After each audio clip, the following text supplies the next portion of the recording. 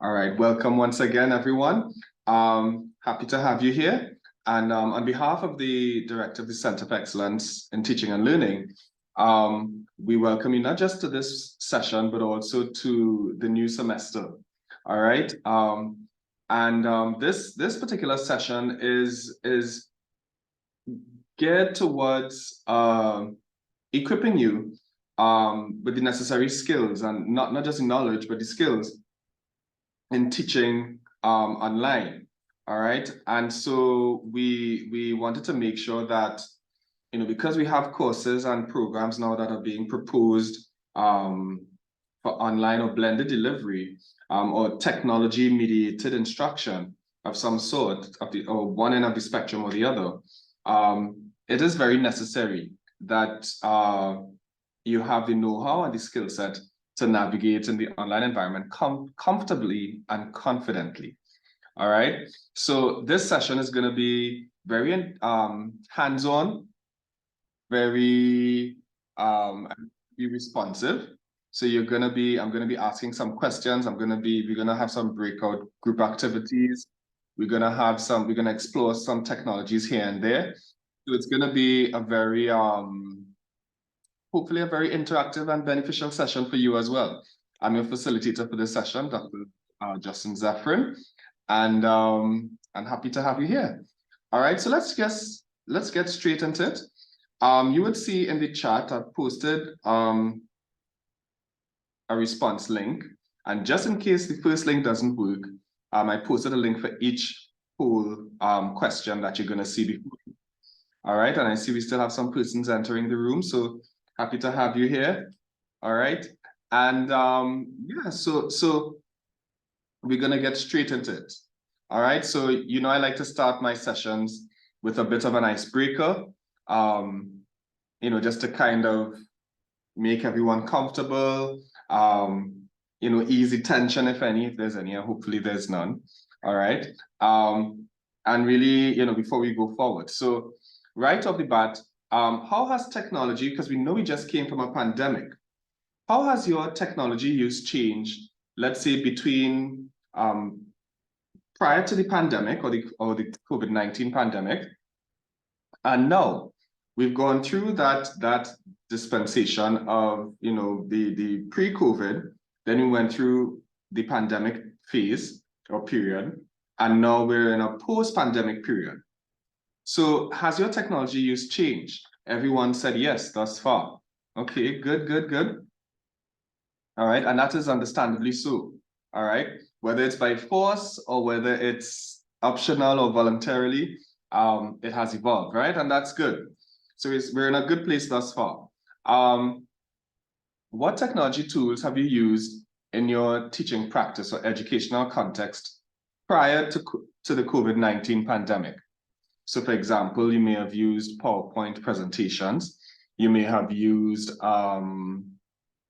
myeLearning to some extent, or Moodle. You may have used Zoom or Blackboard, perhaps. All right. So feel free to click on the link in the chat. All right. So, and good. So some persons are responding. PowerPoint. All right. PowerPoint presentations. Nice. Another person said the same thing. PowerPoint. Good. And that's pretty, don't feel any kind of how about it. PowerPoint is still very relevant in this current dynamic of teaching and learning, contemporary teaching and learning. Go animate. Nice. I like that. Go animate is very good, actually. And animation is a big part of teaching and learning. We used to do, or we still do sessions on animation in education. We kind of paused on it for a little bit, but we hope to resume eventually. We looked at other avenues of delivering instruction. So that is coming back soon. Zoom, yes. myeLearning, PowerPoint, good.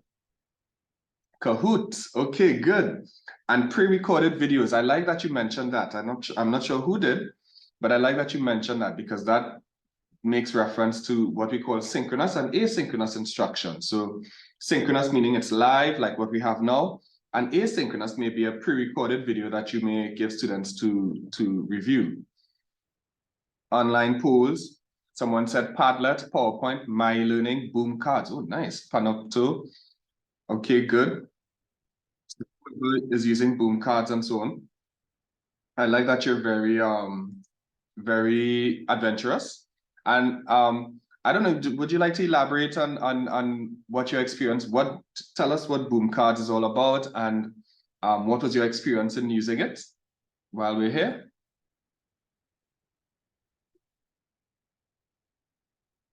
Feel free to just open your mic and you could tell us what was your experience using boom cards in your teaching context. Hi everyone. So boom cards is a therapy type software. I teach in the speech therapy program, and it is to you can use it to show different therapy techniques, different how disorders might present. You use it to you know, to help with, I guess, simulation of how to practice therapy.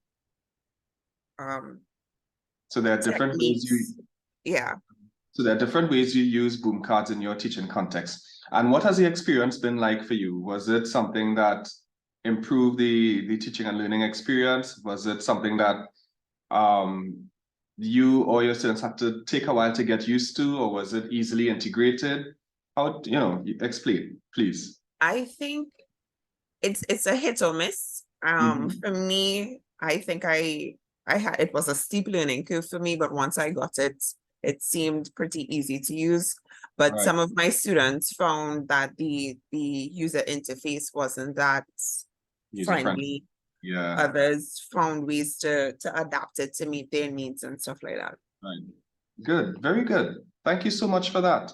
I see someone also said blogs. You've used blogs, as in, do you use your blogs or blogs from someone else? Could you elaborate on that? Yes, I created some blogs to supplement teaching material for students. Yeah. Nice. And how did that work for you? Was it something that was more time consuming? Was it something that you that students preferred, perhaps? In terms of time, I would say that it was, but it was fun doing it. I used the software that came on the laptop itself, a video editing software, and so I would pull various pictures and so forth to help students to for it to be more attractive to them, basically. Very good. So that was a bit time consuming, the editing part of it. But I really enjoyed putting it together. And yes, and I did direct students to some of them to help them with their assignments, and they appreciated that. Very good, very good. Thank you so much for that. And how long were the vlogs? Were they like about a minute, 2 minutes, perhaps, or longer? Yes, somewhere around a minute to 2 minutes, and then I did 1 or 2 longer ones discussing various topics for around 20 minutes, 15 to 20 minutes. Yeah. Right. Okay. Good. Good. Good. We also have, as you mentioned that, we also have Mr. Mohammed here, Mr. Javed Mohammed, and he is our e-learning support specialist. And he has also done some sessions in the past, earlier this year, and I think last year into this year, on video instructions. So that, of course, that workshop is also on the YouTube channel. So feel free to check out our YouTube channel, and you can subscribe. So anytime you get once you subscribe to the channel, you get a notification anytime we posted something new. So you could be kept in the loop with what's going on at the CTL. All right. And we have our other social media platforms. So we're also on TikTok, and so we're keeping up. We're there, right? So feel free to follow, like, or subscribe where necessary. And you could definitely stay in the loop with what is happening at the CTL. All right. And any tips you need on teaching and learning as well. So we're happy to assist where we can. Someone said WhatsApp for sharing new resources by cohort. Very good. I like that. And WhatsApp is a very quick, when you create a group for your class, a WhatsApp group, it helps to create or foster a tighter, let's say, a tighter learning network. Before I go further, Mr. Mohammed, you have anything to say? I know you just joined us, but we were talking about blogs and that sort of thing. I don't know if you want to share anything about tell us anything about the YouTube channel, the TikTok account, etc. That anything extra that you may want to share? Oh, good afternoon, everyone. Well, for now, I will share the YouTube channel link. So for those of you who are not subscribed, we encourage you to subscribe.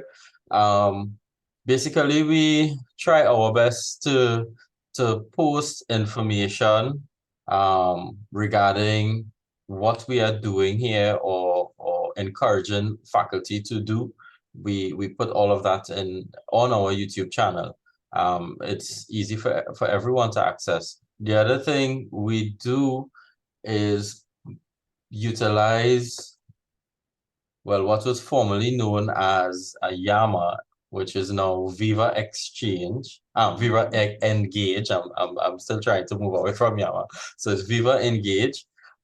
We continuously post announcements or information there, but use on best practices, like what's new at the center, what's new here, what technologies we are pushing, and so on. So we really want to encourage you to subscribe to these platforms. I know it can be a lot sometimes because you're already subscribed to different platforms, but we try to keep it minimal at the same time. So when we make a post, it's something that you want to really pay attention to. So yeah, we recently launched the TikTok page. So that's something that we want to encourage persons to visit as well. But you don't have to visit all. If I am to tell you to which one to visit frequently, it would be our YouTube page, and then probably Viva Engage. And emails, of course, standard emails, just because, as well, So the person saying that they use WhatsApp to share information as well with court. In our last faculty cafe, we had a presenter, and he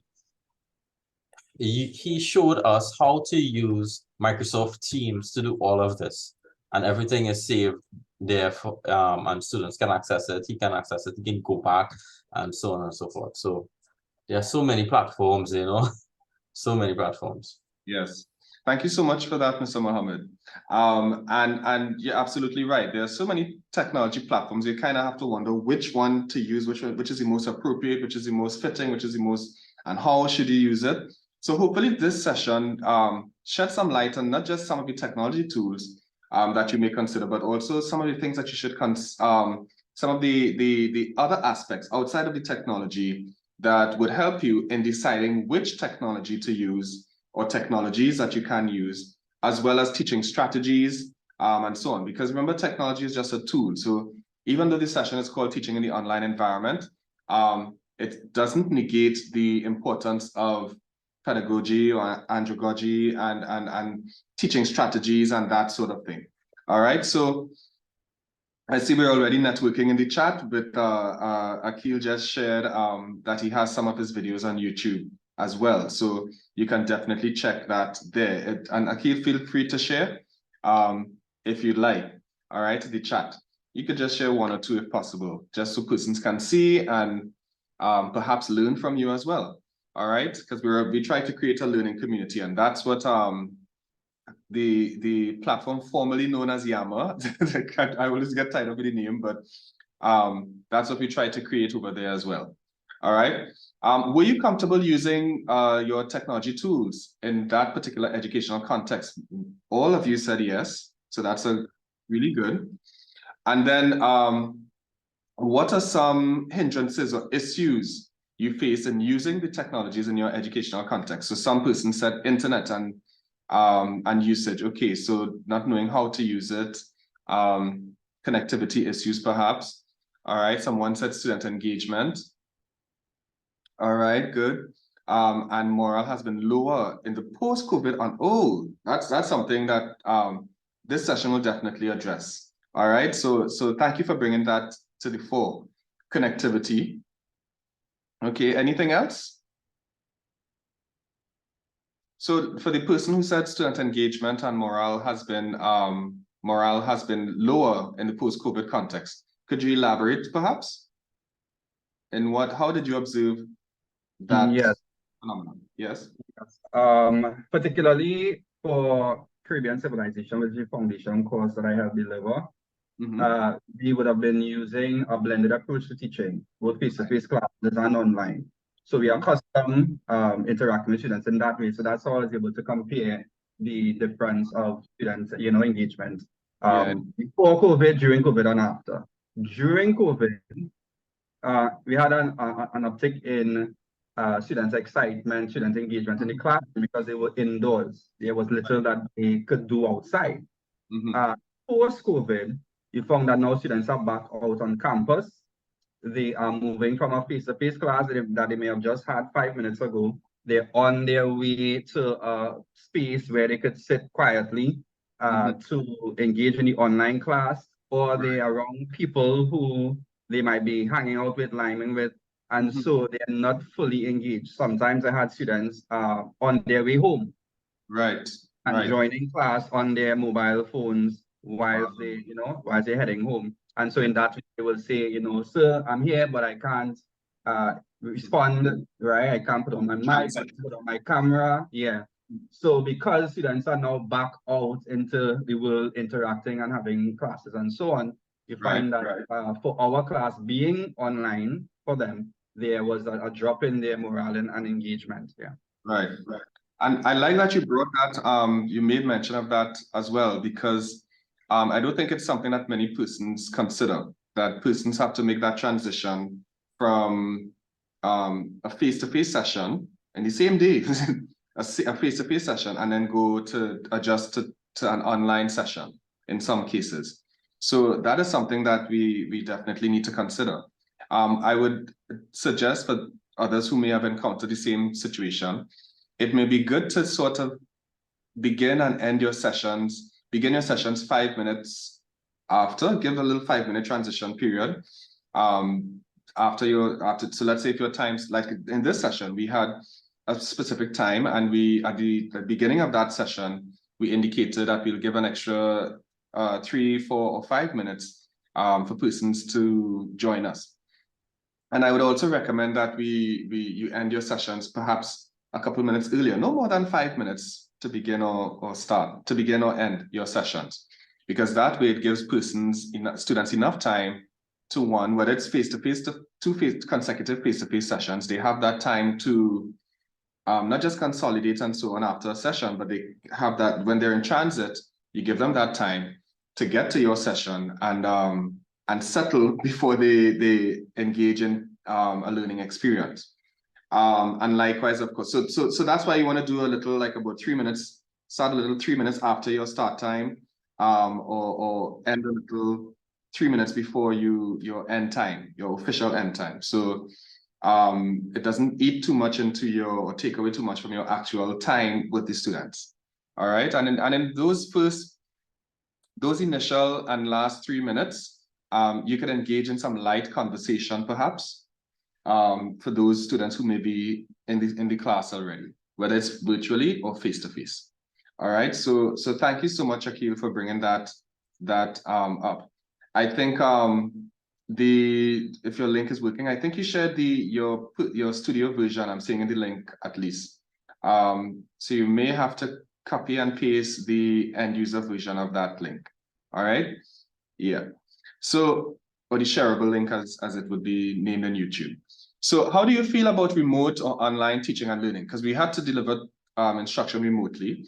And it's not that we're done and finished with remote teaching and learning, because we never know when an instance may occur where, let's say, you may have an emergency or students may have an emergency, such as flooding issues and, whatever unforeseen circumstances.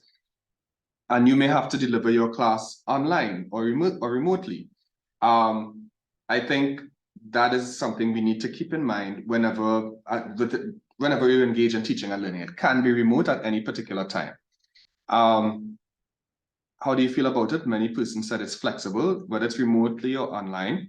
It's good. Missing nonverbal cues such as eye contact and facial reactions in online classes. Yes, that is true. That is true. Do you know, anyway, I'll show you after this. And let me just say this session, we're going to cover a couple of things, but I want it to be very, because it's a fairly small group, 24 of us.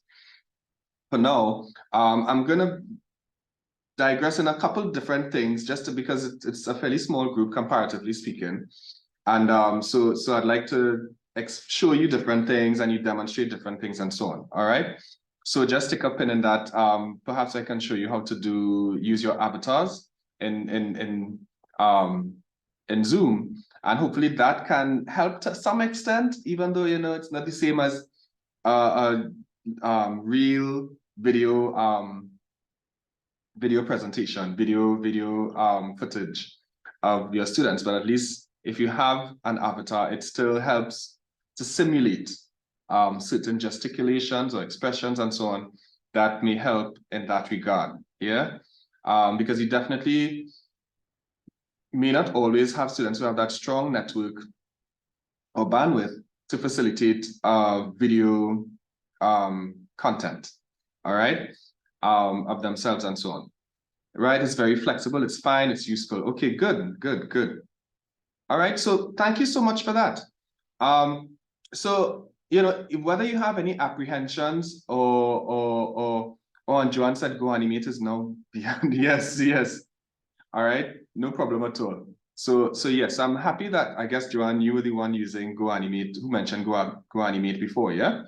So a lot of these technology tools, let me say this as well, have undergone several changes, and that's just technology. It always evolves every day, every week, every month, every year. And so many technology platforms may not look the same or do not look the same, let's say just last year compared to last year and now, or during the pandemic and now. Case in point, myeLearning, which is now which is recently upgraded. And if you log into myeLearning now, you would realize it looks a lot different. So for those of you who have not, I encourage you to orient yourself to the new myeLearning platform, or the upgraded myeLearning platform, before the semester starts. We actually sent out Tuesday Teaching Tips, TTT, today. And it's all about myeLearning, how you access it, what it looks like now, an orientation to its layout and navigation. So you can definitely look out for that. If you haven't seen it yet, it's on its way. All right, so we send things to your email every Tuesday, so definitely look out for that. All right, so let's get straight into it. We have some objectives for. Yes. Excuse me a second, Dr. Zephyrin, is it possible to add it to the mailing list, please? Sure. I'll just put my email in the chat. Okay, great. We normally to academic all. I don't know if you're on to academic all, but we can definitely try and add you to the mailing list. Please, because I don't use my UWI account and I'm not an academic all because I'm an adjunct lecturer. Okay, not a problem at all. So we appreciate you for alerting us to that. So I'll ask Mr. who's also here from our CTL team, Mr. Duku or Mr. Mohammed, to just make a note of Ms. Brown's email address. It's in the chat, and we can perhaps add her to the mailing list so she gets TTT as well. All right, thank you so much for that, Marsha. All right, so we have some objectives to some things that we really want to cover during the course of this particular session, and not a problem at all.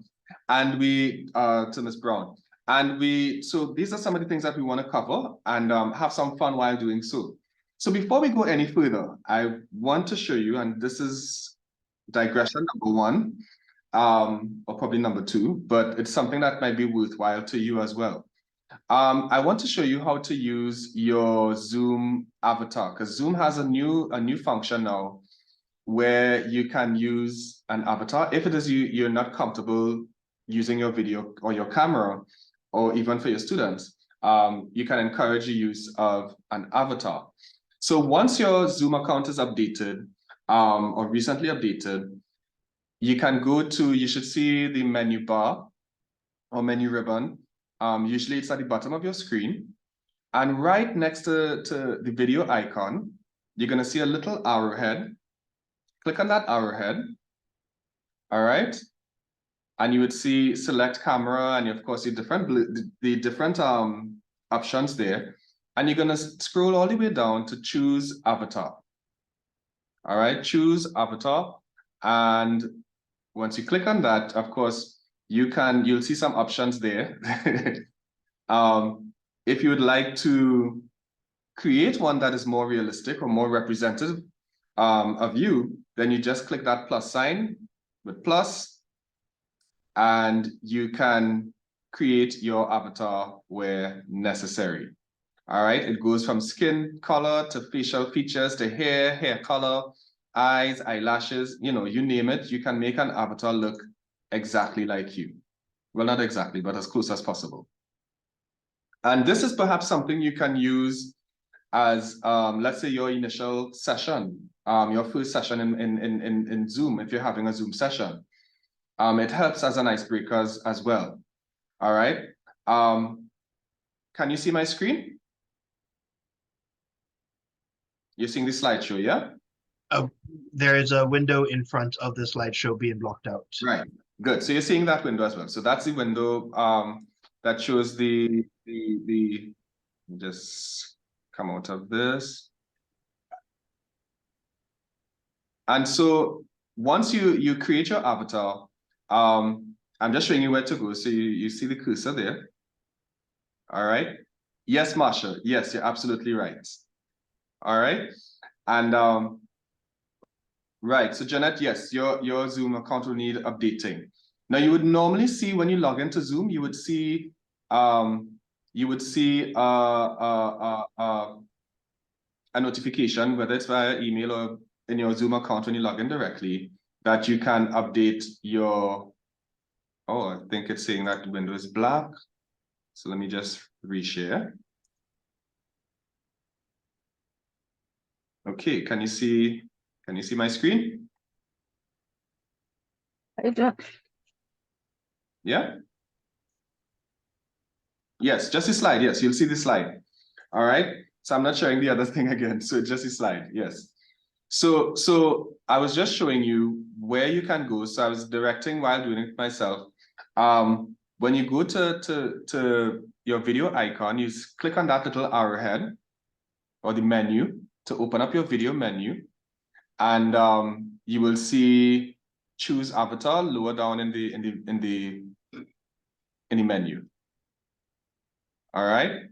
And once you've done that, you can select an avatar or create one yourself. You just click on the plus sign and create one for yourself, and then enable it. So are there any avatars in this session thus far?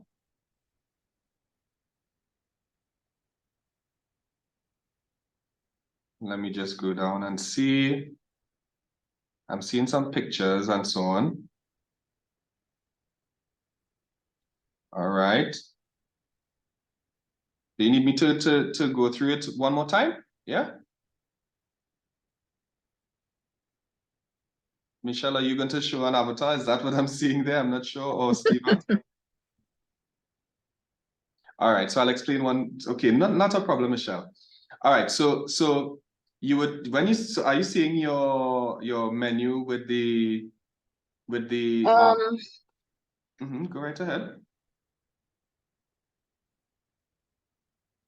Okay. I'm not in Zoom. You're not in Zoom? Hello? Okay. All right, so let me explain again. So you would see at that same black panel, all right, with a menu where you have chat, where you have participants and so on, and where you have your mic, where you would also turn on your mic or your camera. So next to the camera icon, you will see a little arrowhead, very small. All right, when you click on that arrowhead, you will see a menu.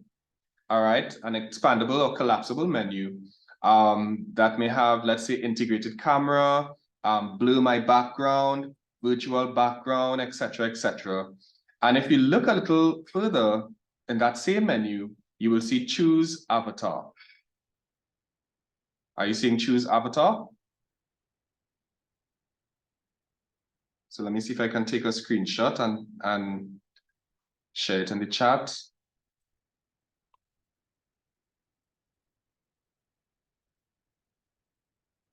So you should see that right there. And then once you click on that menu, the avatar menu, then it'll open up a window that looks like this. And I'm gonna post that picture in the chat as well. All right. Oh, Mark, I think I posted that previous picture to you. So let me go back. And I'm gonna show everyone again what you're supposed to see. Now remember, you'll only see this when the chat, when your Zoom account is updated. All right. So once you do that, you choose avatar, and then that will take you to a page such as this, and then you're going to click on the plus sign. All right. I'm going to post that in the chat as well, so you have an illustration.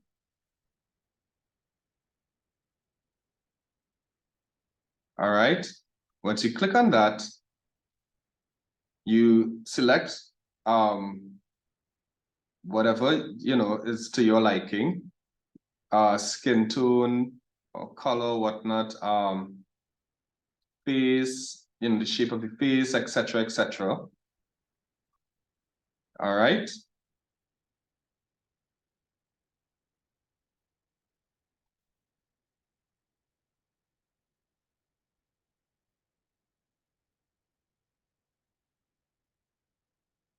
And then the hair and so on, and you could adjust the suit as best as possible.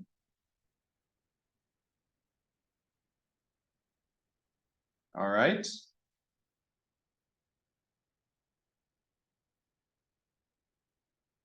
You could adjust the eyes, and so on. So for example, let me just take a screenshot so you see what it looks like as well.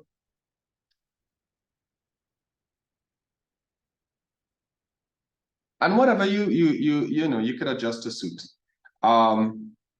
If you decide if you're pleased with whatever you have, you can click done, and then you move right along. Yeah.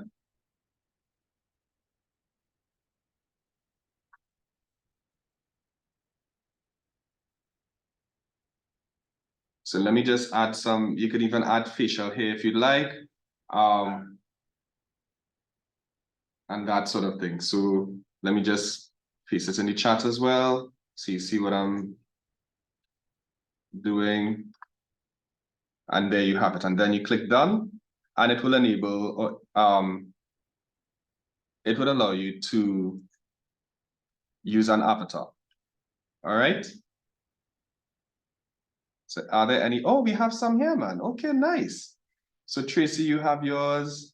Junette, you look really good as well. Mark and Javid. All right. Okay, good, good, good. So it's a good way to. Oh, Mark got his avatar to look like himself. Yeah, that's why I was laughing, right? I had glasses and everything, right? And the facial hair and all kind of things. So it's a good way, everyone, to Javid, I see you got the beard and stuff in your avatar. So it's and you could always change your avatar to look like, whatever you might be looking like at a particular point in time. All right. So Junette. No, not at all, Junette. So this is just one way of sort of breaking the ice. So I would recommend doing something like this. Let's say during your first session, your first online session with your students. Yeah, and that way it helps to not just foster conversation and so on, discussion in the class, but also you can use it even further, let's say fold it into your lesson at a moment's notice. Meaning, for example, if you may create an avatar that looks like, let's say, in the medical profession that has a particular anomaly, yeah, and you create an avatar that looks extreme at some point, and you can ask students to sort of, you know, not diagnose, but sort of give suggestions as to what could have caused this. If it's a cultural issue, if it's a medical issue, if it's a psychological issue, yeah. So these are some things that you can even go a step further. So, so hopefully this was useful to you in that regard. Not just this feature in the tech side of things, but also how to fold it into your instruction. All right. So let's go a step further. Let's get straight into it. So understanding your particular teaching context. Now, part of teaching your teaching context is your teaching context or instructional context is very broad. All right. Broad meaning that it pertains to the socio-cultural climate. It may pertain to even the time of your sessions with, you know, if it's an afternoon or morning or evening session. It may even encompass the kinds of students you have, which we'll get into in just a bit. But when we think of this part for now, context, remote teaching, what is it? In our context, remote teaching is temporary. All right. Especially when in the context of emergency remote. You can't be emergency forever, otherwise. So it's usually temporary in our context. And it's really just another form of technology-mediated instruction. All right, usually via a video conferencing software such as Zoom and a learning management system such as myeLearning or Moodle. All right, and remember in the icebreaker, someone mentioned Akil, I think you mentioned pre-recorded videos. That would be asynchronous instruction.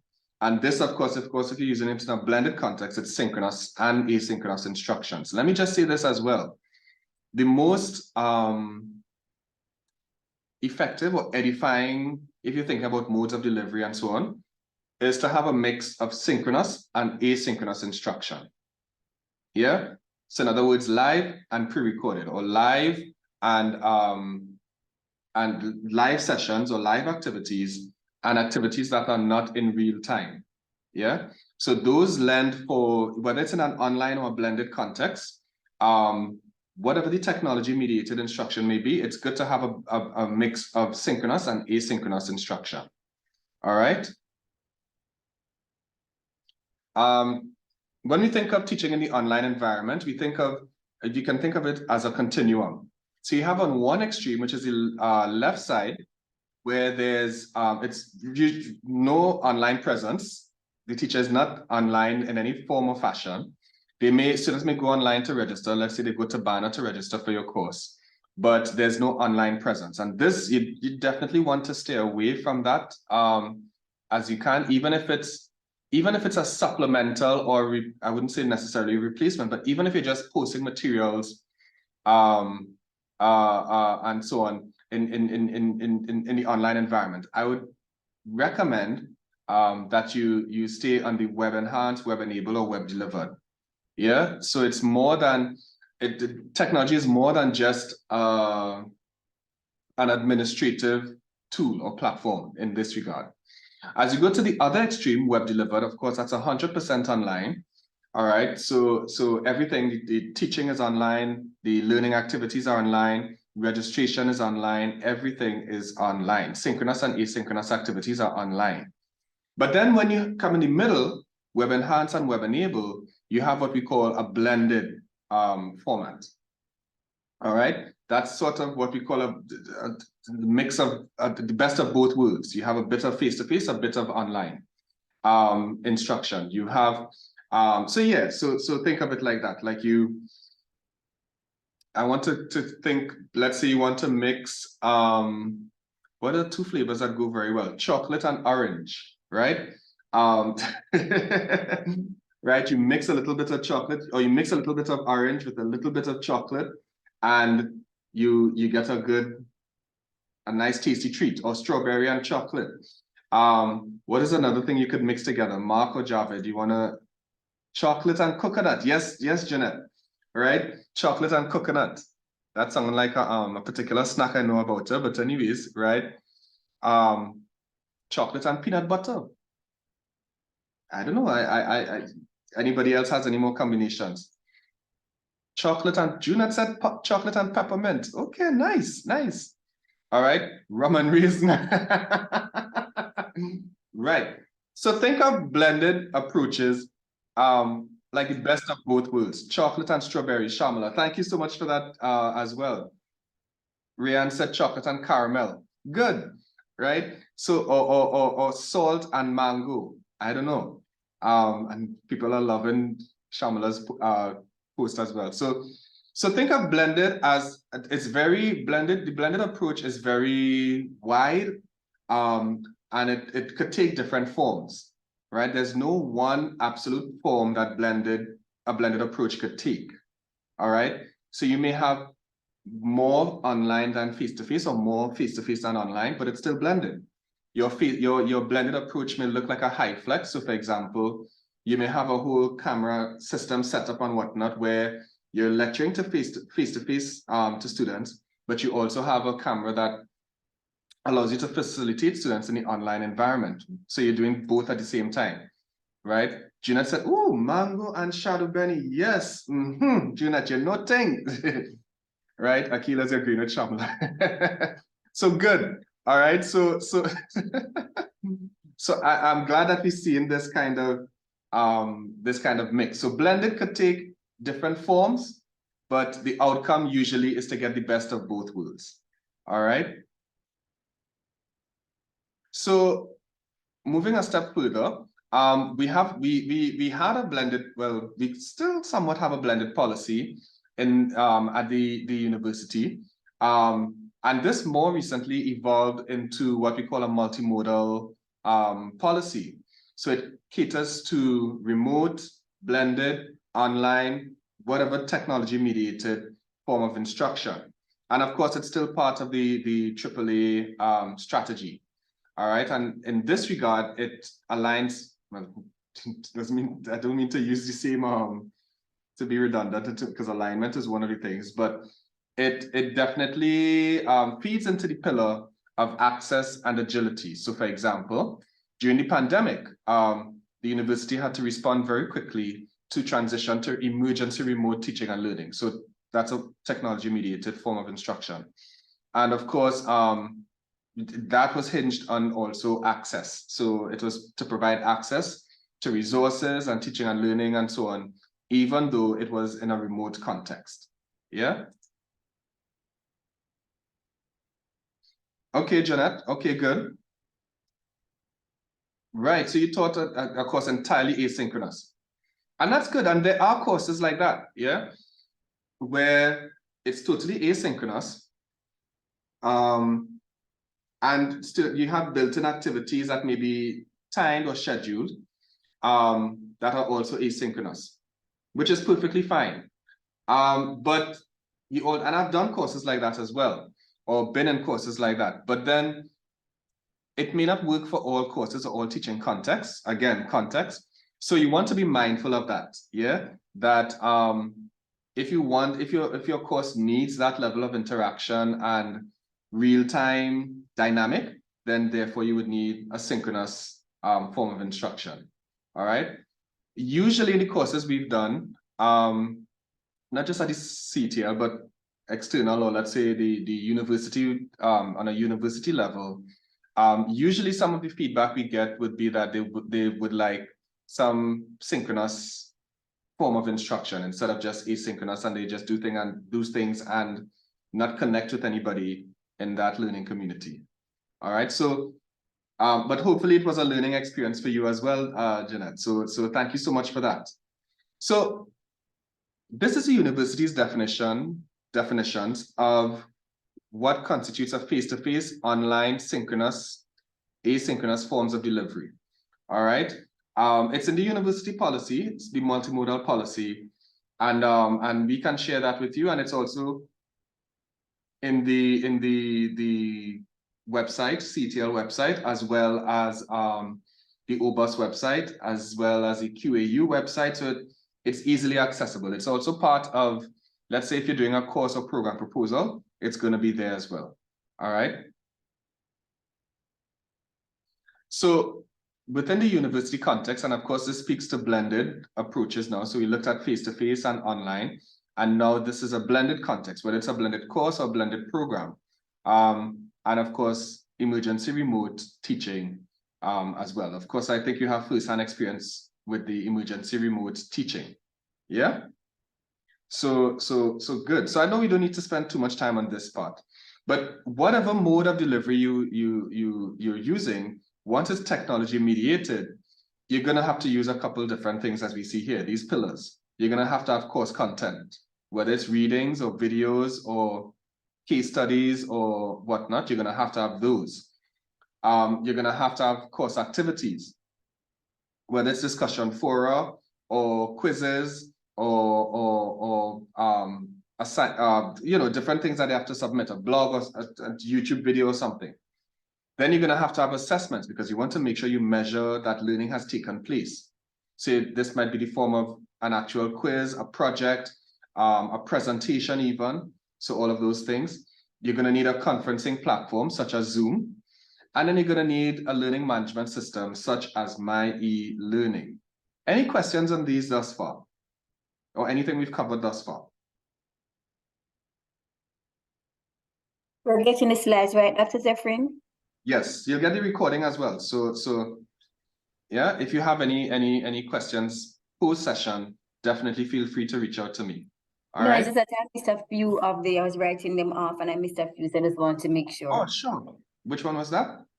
I was looking at the one before this, the slide before this regarding, right, synchronous delivery and asynchronous delivery, right?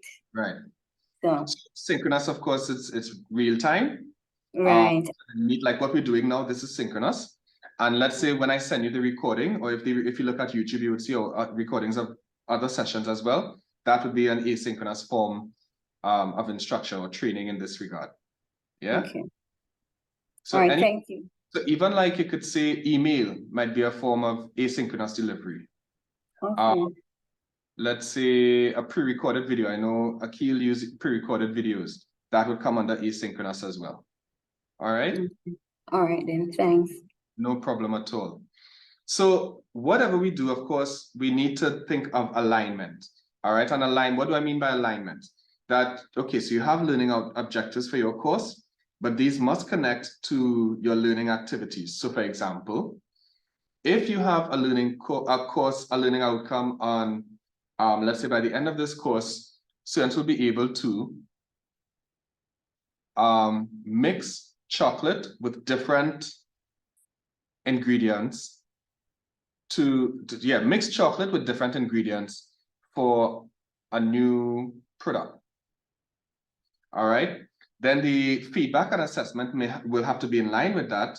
And the learning and activities would also be, the learning activities and instruction will also have to be in line with those objectives. So for example, I might explain the compounds in chocolate and other products or ingredients.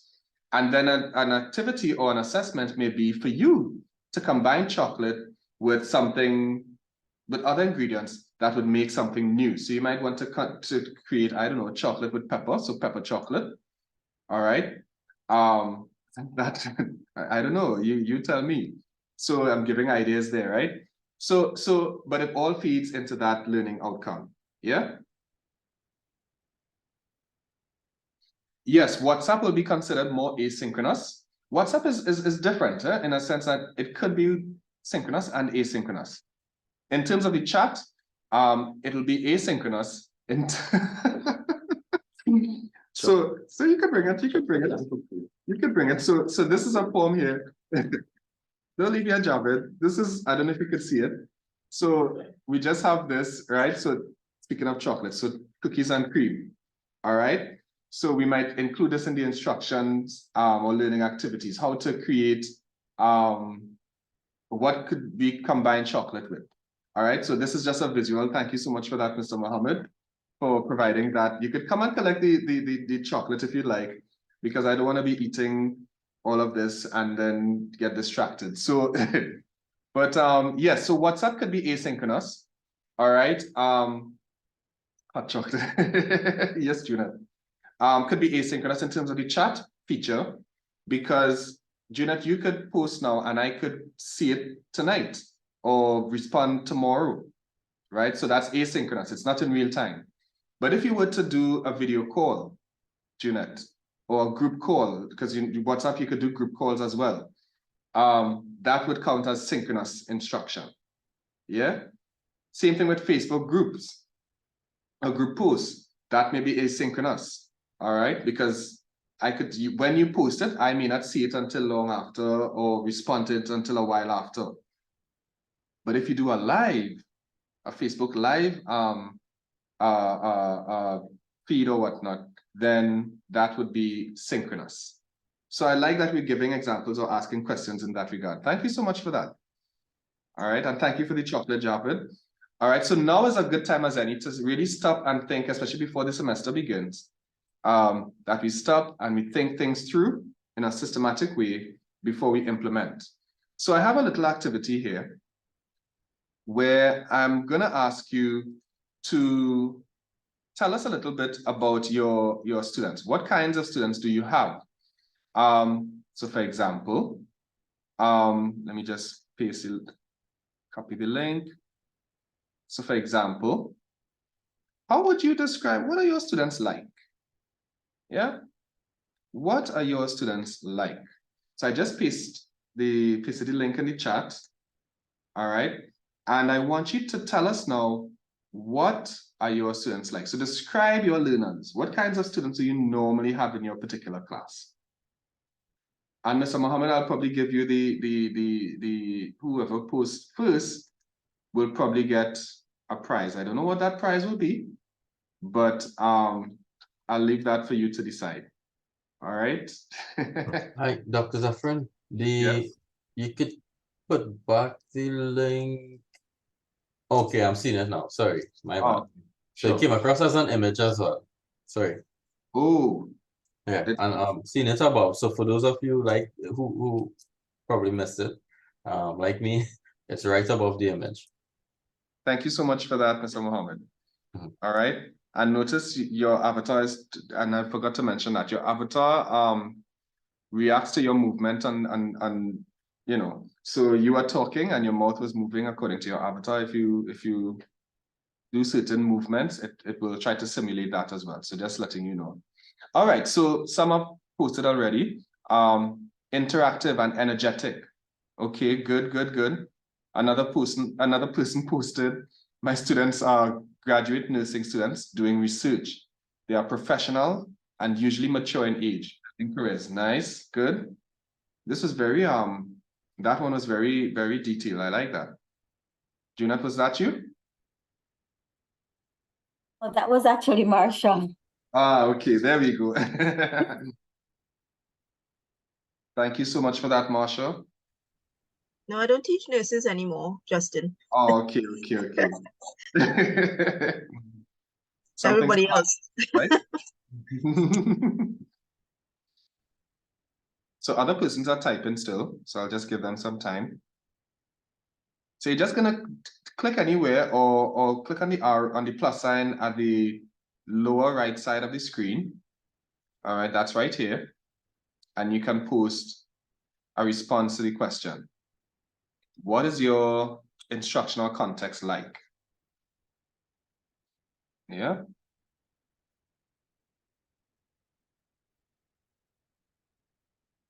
Right, your students are passionate, but sometimes a bit idealistic to a fault. Okay, could you elaborate on that, please? That's quite interesting. I like that.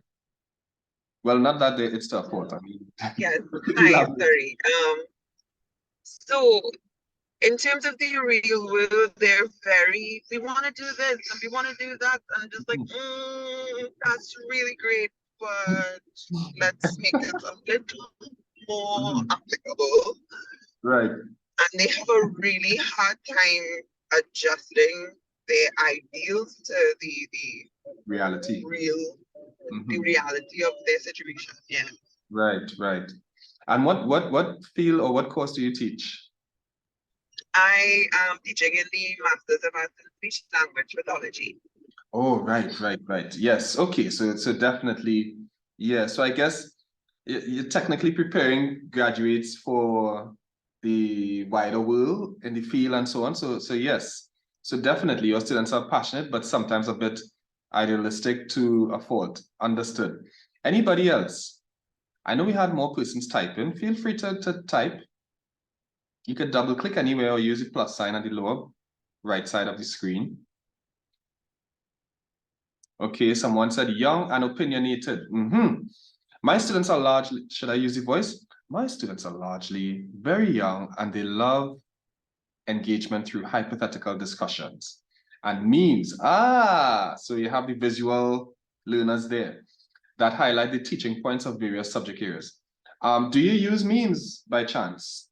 Given the fact that students seem to speak that or resonate, it resonates with students. Do you use memes as well, or do you search for memes, or you create them? That I'll be interested to know. That's interesting to know. Someone else said, my students are teachers in the Master of Education program. Okay, so the MEd program that want to make a difference with the curriculum landscape at different levels of. Oh, good. So they're very driven or ambitious. Good. Creatives, animation majors. Very tech savvy, were a bit wary of my Caribbean mythology history course, but love that they got to create. So very much creators. Okay, nice. Someone else said my students are adult learners, most work full-time and so are tired when they get to the session. Ways and means always have to be found to engage them. That is true. That is true, because at that point, they're tired, they're drained, and the trick in that is to really put them in a good mood to learn. All right.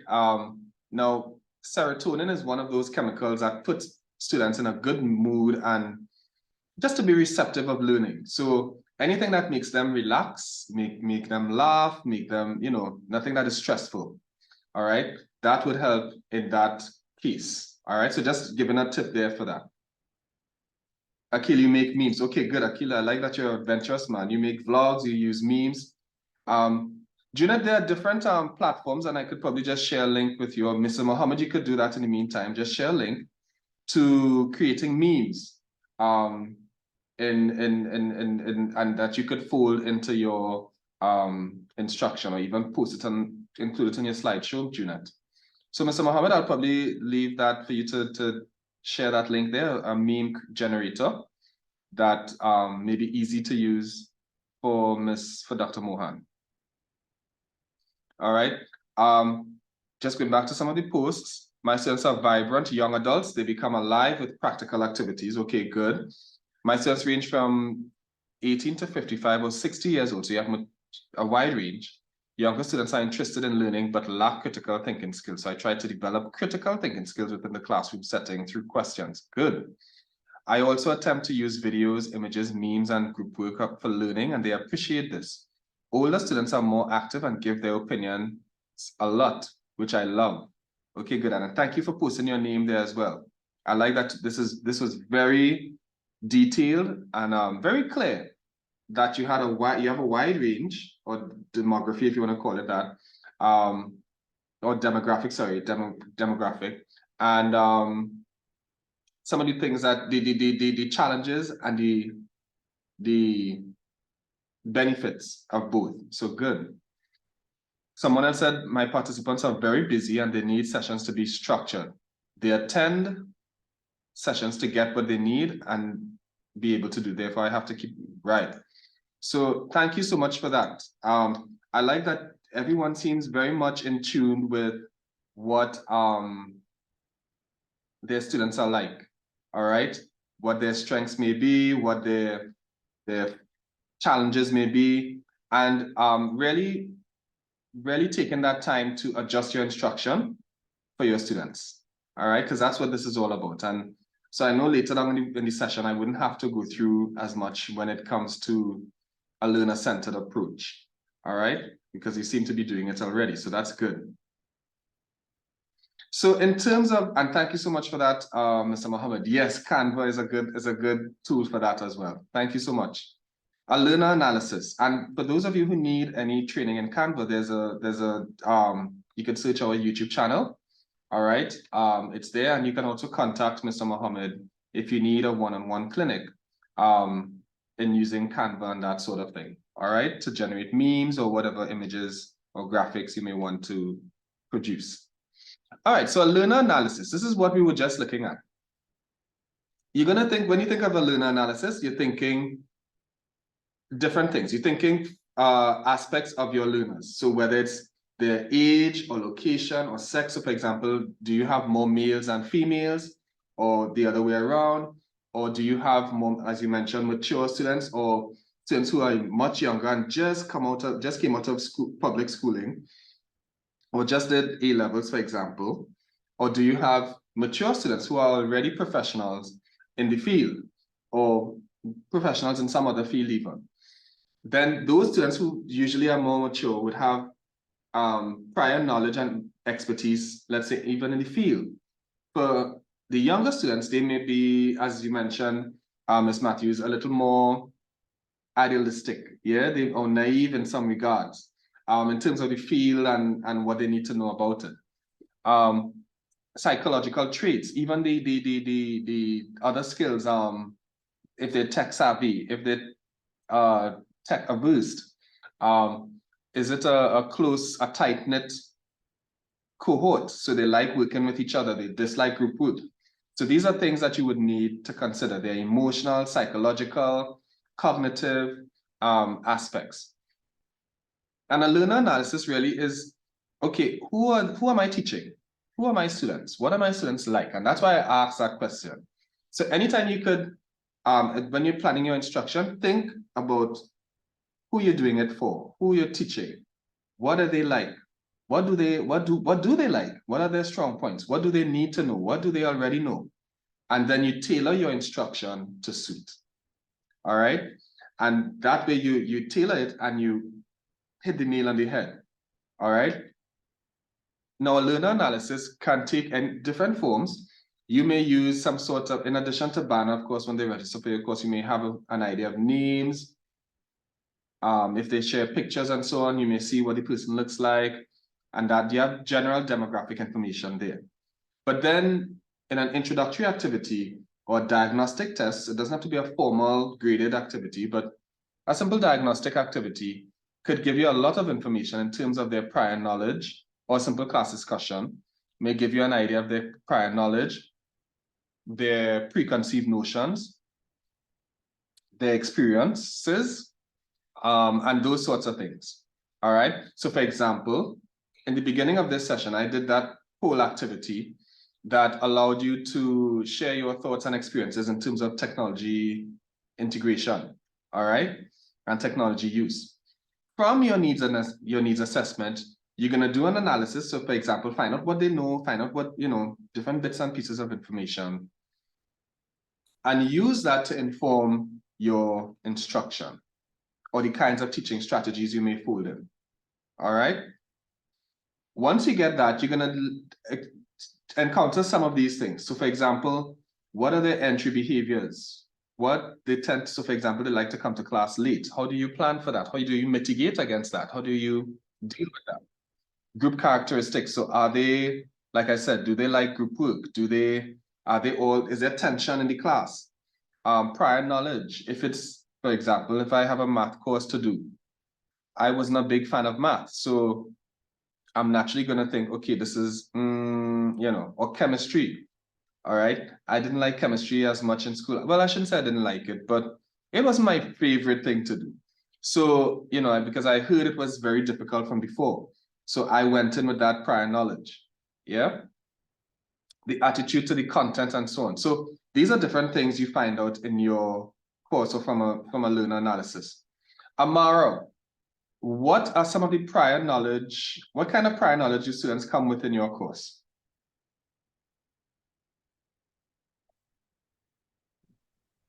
Okay, so I a little bit different from or I think a little bit different from the other participants here. I deal in the area of sport. Right. So all these students will be along sport instructors, football, cricket, that kind of thing. So a different type of platform sometimes, but sometimes we do have virtual and classroom learning. Right. So for me, the students, the prior learning, they come with it, what would I say? I don't want to say common sense, but when it comes to sport, they have to do a whole relearning of their bodies and movements. So I would say their prior knowledge is from like home learning or watching other people move and other people play. Right. So it's almost like they have to unlearn and relearn. Correct. Yes. Okay. Understood.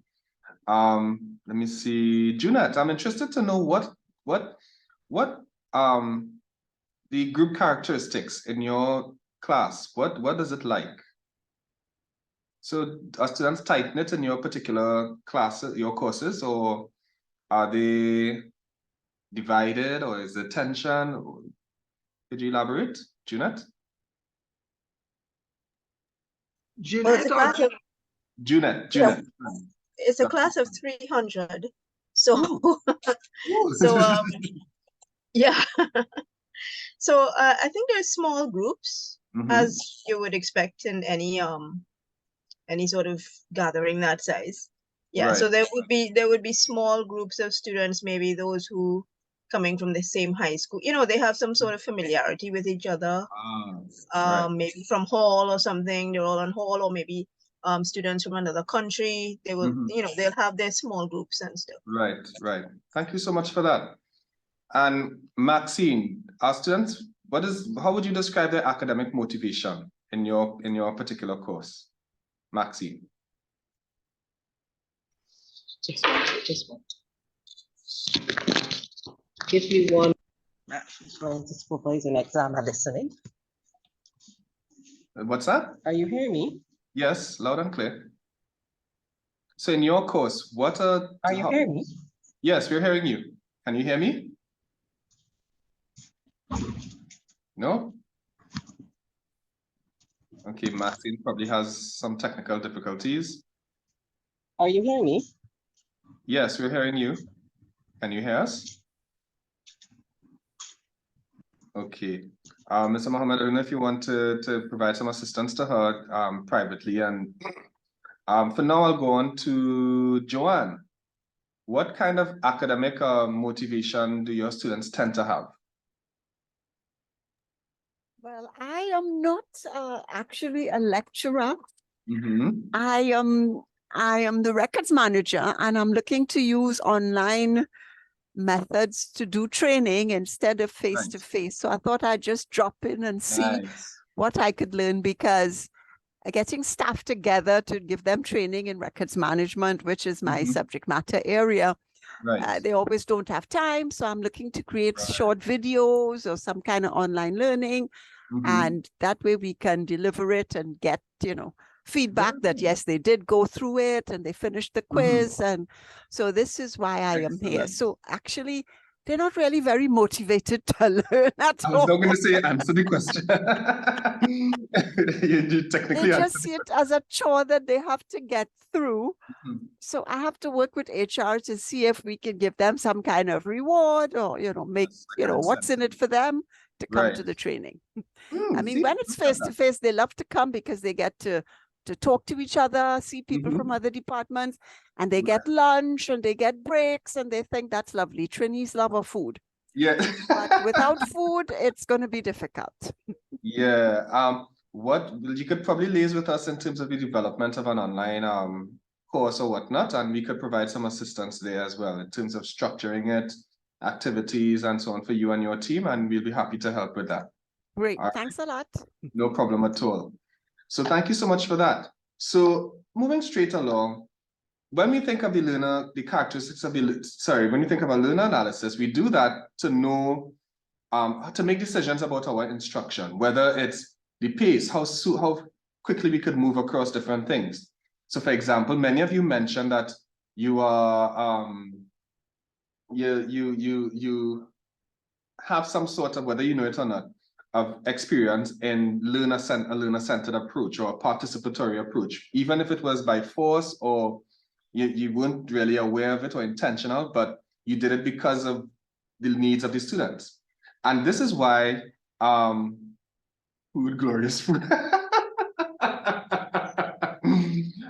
Yeah, when you understand your learners, you can engage your learners, all right? Jeanette, I like that. So yes, when you understand the learner, you know how to engage, and you're not shooting in the dark. You know exactly how to tailor your instruction to meet the needs of the student. And so when we think of engagement, it's an active experience.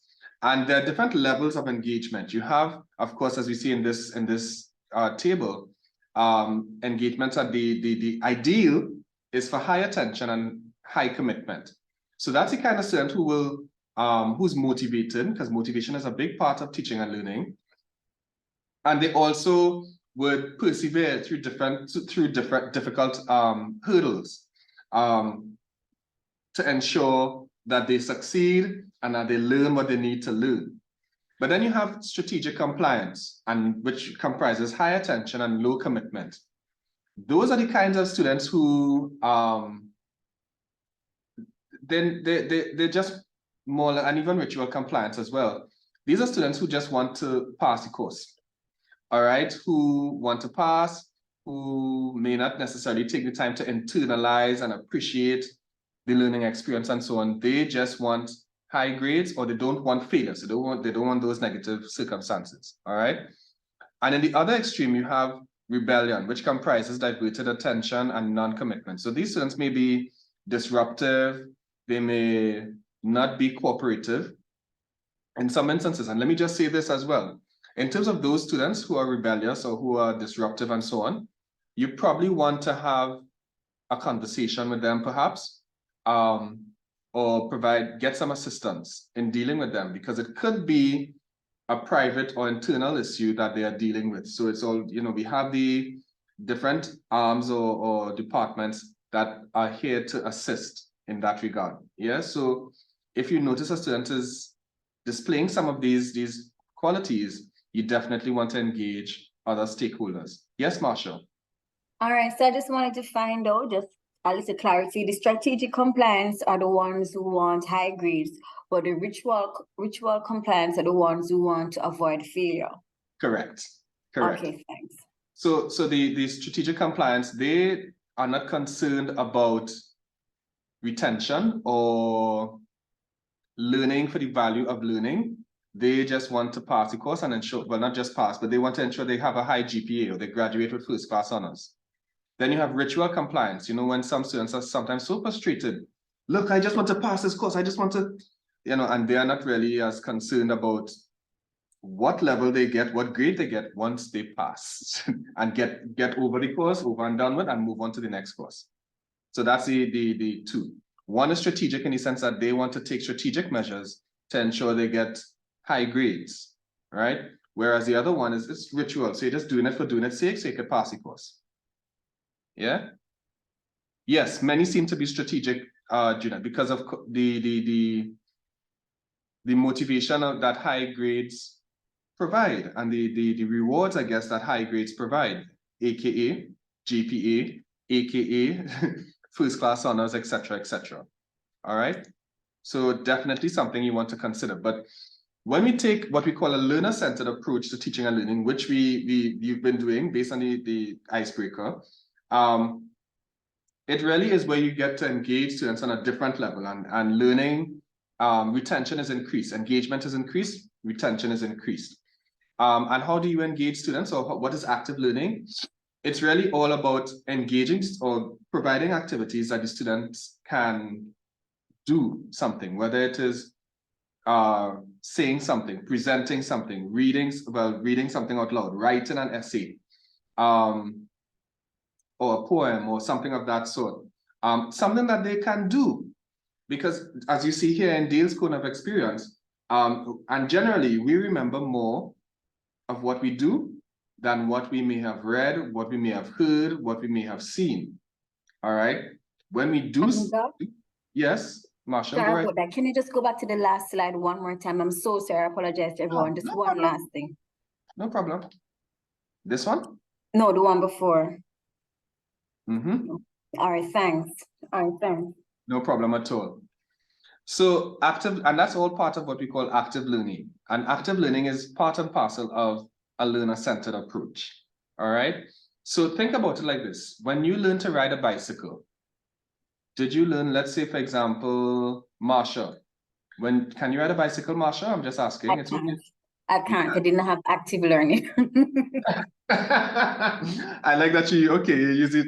Maxine, since you are into sports and so on, sport management, in terms, do you know how to ride a bicycle, Maxine?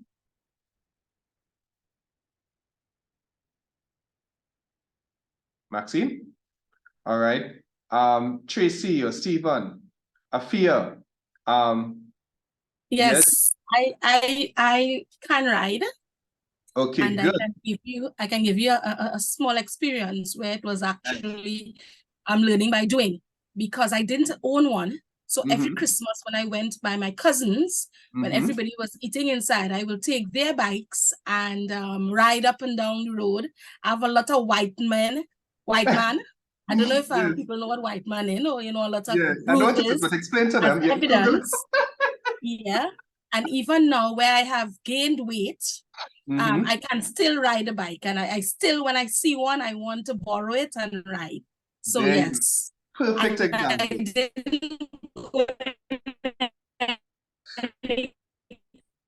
Class, yes, and I didn't go in any class. Somebody tell me, okay, you pedal once and hold, and you know, and the you just jump on the bike and you learn, right?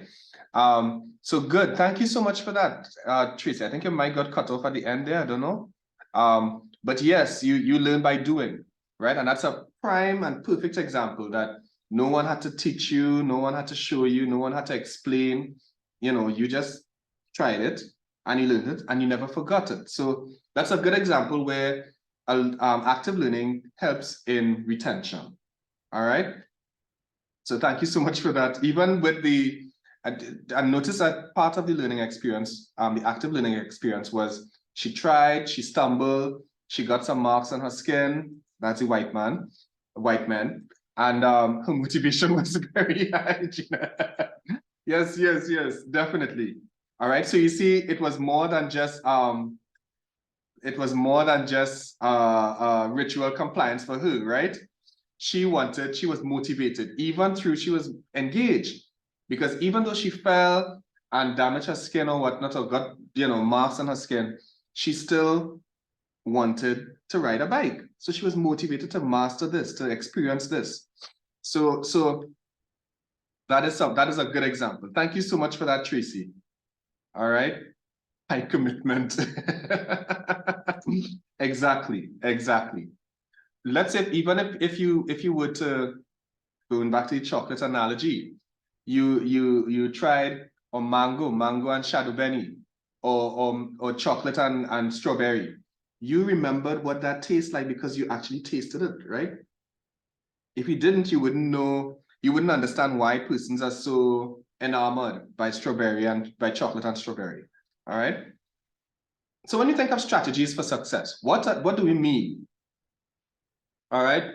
Now, there are different approaches and techniques and strategies and whatnot. They're all synonymous, basically, that would allow for what we call participatory learning or learner-centered approach.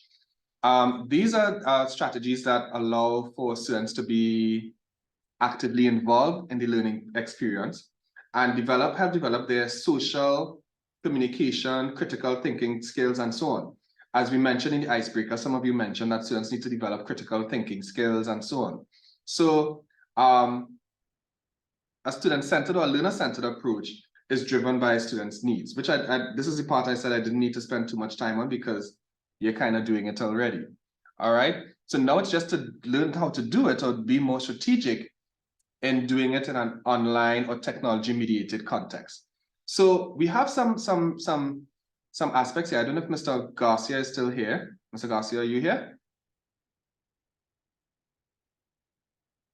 All right, he probably stepped away a bit. We have Mr. Mohammed. Are you still here? Yes, I am. Okay, thank you so much. Do you want to elaborate on any one of these strategies that we have here? Hold on a So second. flipped, whether it's collaborative learning, problem-based, anything, or synchronous. Well, we did asynchronous and synchronous already. So I could talk a little bit about the flipped approach.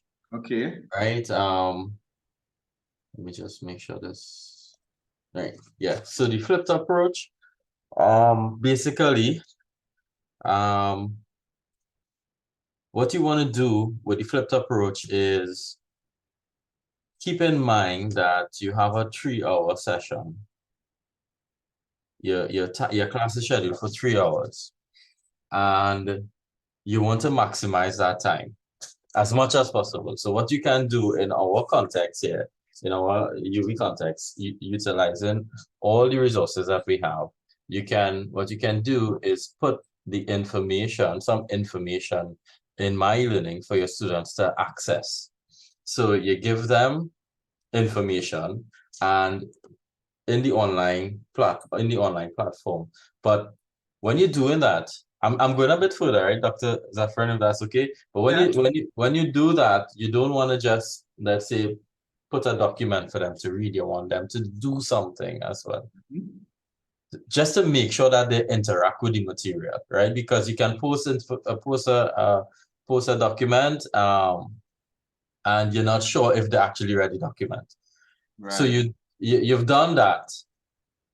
And when it's time now for the class session, you're not going to teach what you have already posted. You're not really going to teach again. You're going to give them the opportunity now to do something with that information. And in that setting, you may clear up some misconceptions. And in the face-to-face session now, where you allow them to clear up some misconceptions or apply the information that they would have read. You can utilize some of these other strategies. For example, role play. Yes. You can use discussions, problem-based learning, game-based. So all of these kind of like link together. But when it comes to the flipped approach, you have to take into account that you are using the online tools, remote, asynchronous, all right?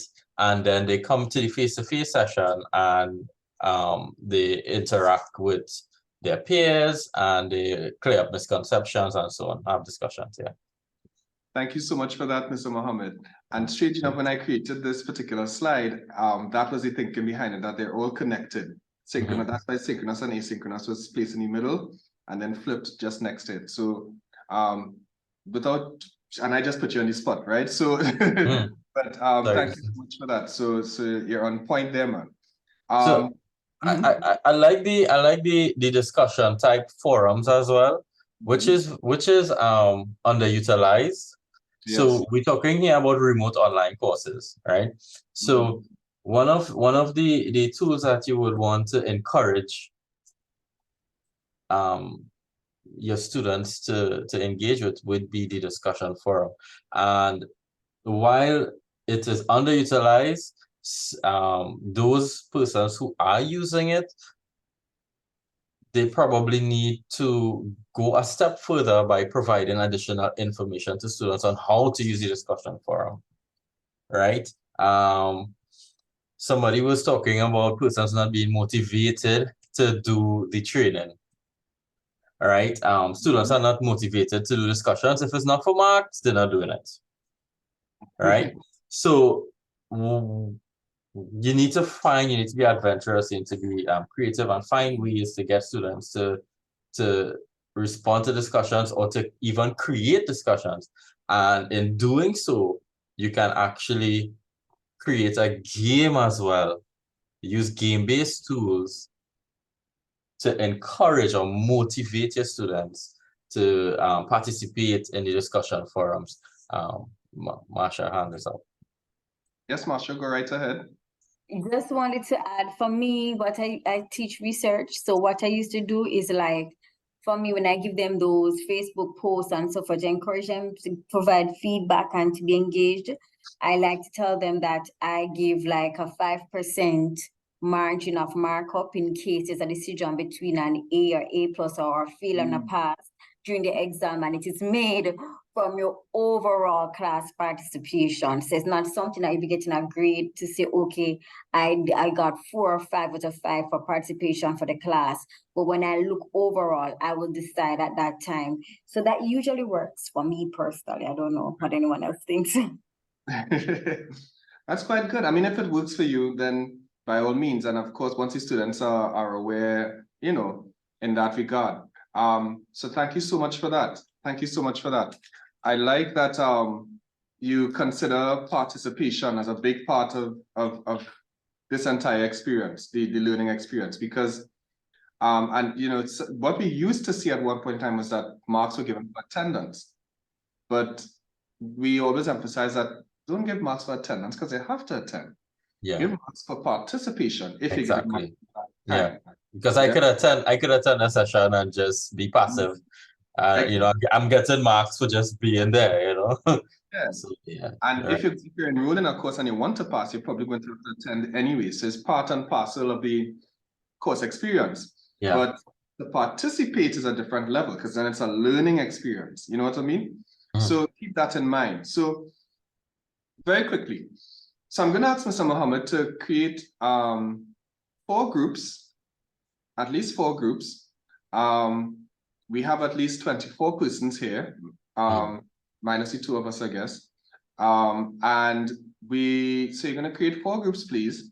And each group is going to be assigned a particular learning instructional method.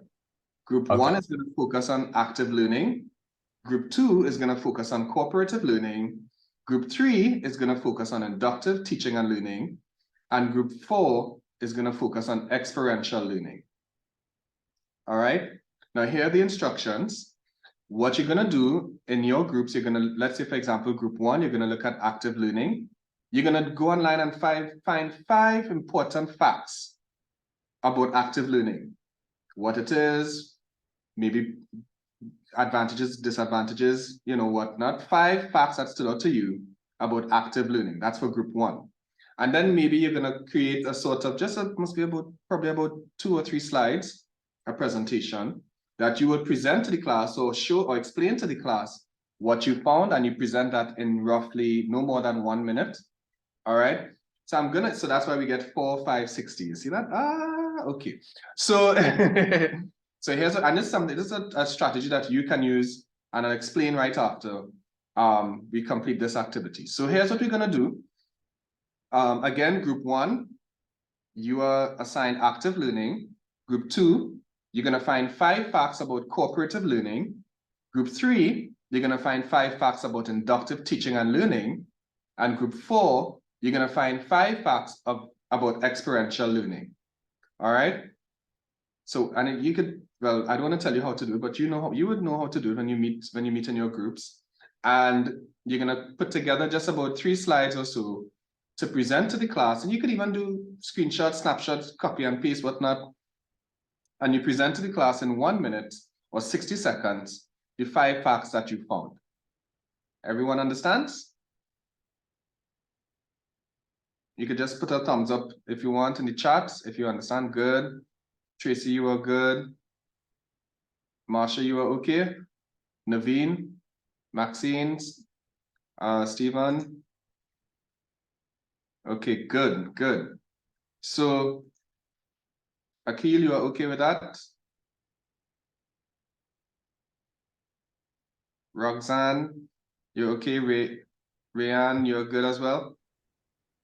Okay, so just let me know when to open now the rooms. All right. How much time do they have? Oh, thank you so much for that. I will give 8 minutes to prepare. All right. So you have 8 minutes. Basically, what you can do, and as soon as you get into your groups, each person will find whatever 5 facts, and you decide what you want to put in that PowerPoint. So you might have a scribe, and you might have someone you might delegate to present. All right. So 8 minutes. All right, so when you're placed in the room, you should see your group number to the top left of your screen, and with the instructional method that you have to investigate. Nice. Thank you so much, Mr. Mohammed.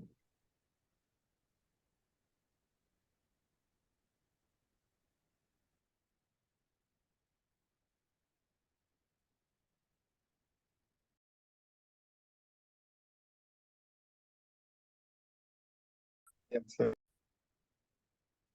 Thank you so much. All right, great. So let's get straight into it. Group 1. So you're going to present on active learning. And do you have a slideshow by chance or anything that you would like us to help with to give you maybe screen sharing presentation privileges? Who's going to present on behalf of Group 1? Okay, so I have the presentation. I can't remember who said they were going to do the not a problem. So presentation. Right. I'll just ask Mr. Mohammed to enable Afia to share her screen if that is not enabled already. And yeah, good to go. Right. I think Tracy was going to do it. Sorry, I can't find the microphone since we came back from. Thanks for remembering, Jeanette. Thank you. You're most welcome. Go right ahead, Tracy. And okay, I'm waiting on Afia to share. That's the only way it's possible. Oh, okay, yes. Oh, it says I cannot share. It still says I cannot share. That's the fastest 8 minutes. Oh, because the other person is still sharing, that's why. Oh, I'm sorry. Yeah. Go right ahead. All right, thank you. Share the PowerPoint. So with my 1 minute starting now, Group 1 actively had an active learning session, and we would like to share with you some of 5 facts about active learning. Hope you enjoy.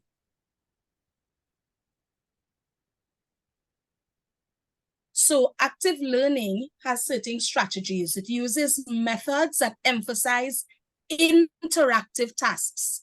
So when you are using this particular strategy, it will involve discussions, debates, group projects, even hands-on experiments. Next, right. So Bloom's taxonomy speaks to active learning, right? Students that are engaged in more activities than just listening. They're involved in dialogue, debate, writing again, problem solving, as well as much needing at the UWI higher order thinking skills, such as analysis, synthesis, and such like. So we're looking at the higher order thinking skills. Next.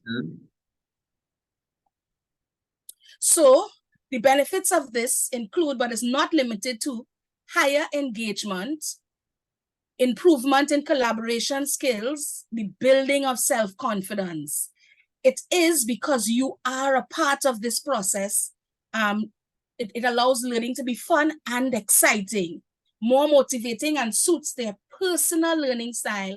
And its advantage also include some people having greater retention when they learn this way. Next. Next. That was it. No. And that was the last slide. And if you have any questions, please put it to the other group members. Thank you. Thank you so much, Group 1. This was an excellent job. You guys did an excellent job with this. Put it to the other group members. I like that. I'm going to seal that line. All right. Thank you so much, Group 1. I think you guys did a great job.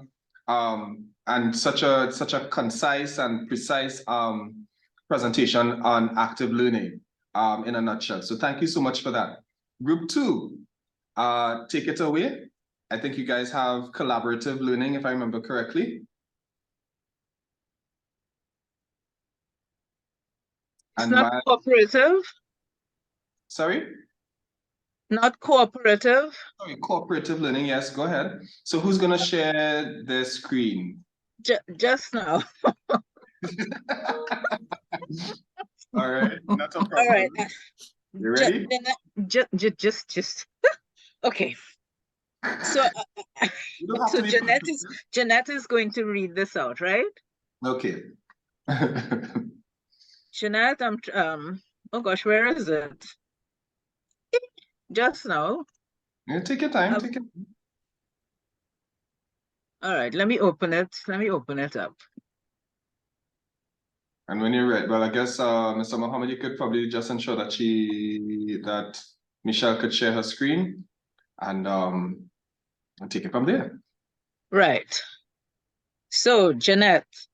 Yes. The floor is yours.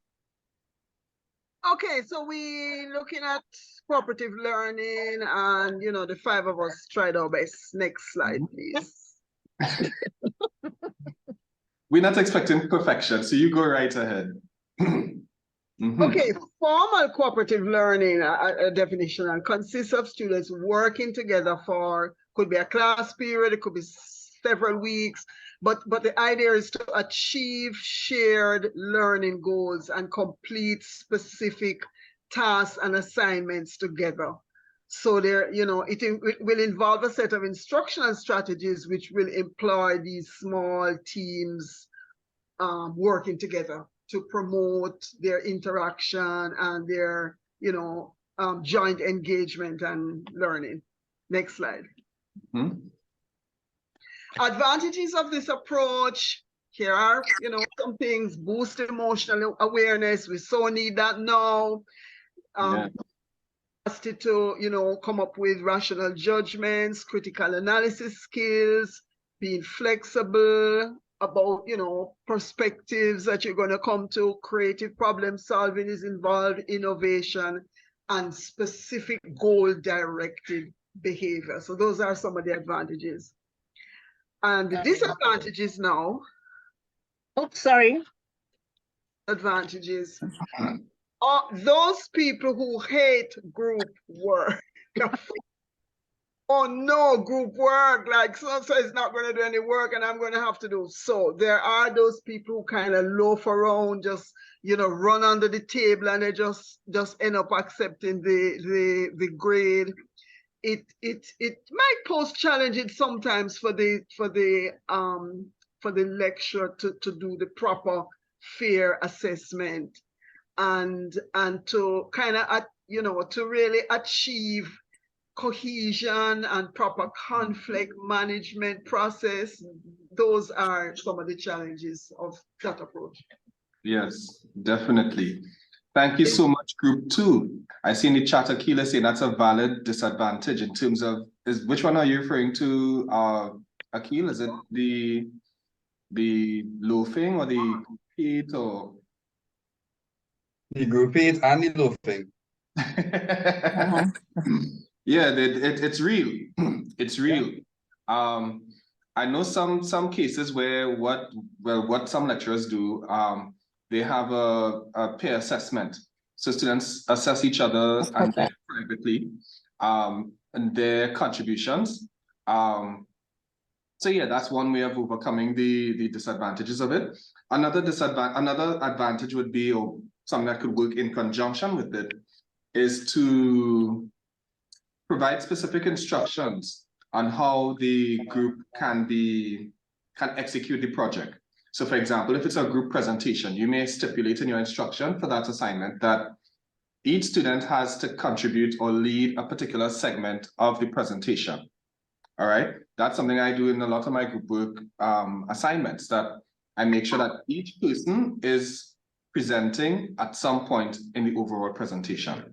All right, so that way each person needs to know what is going on, and they're not loafing as much.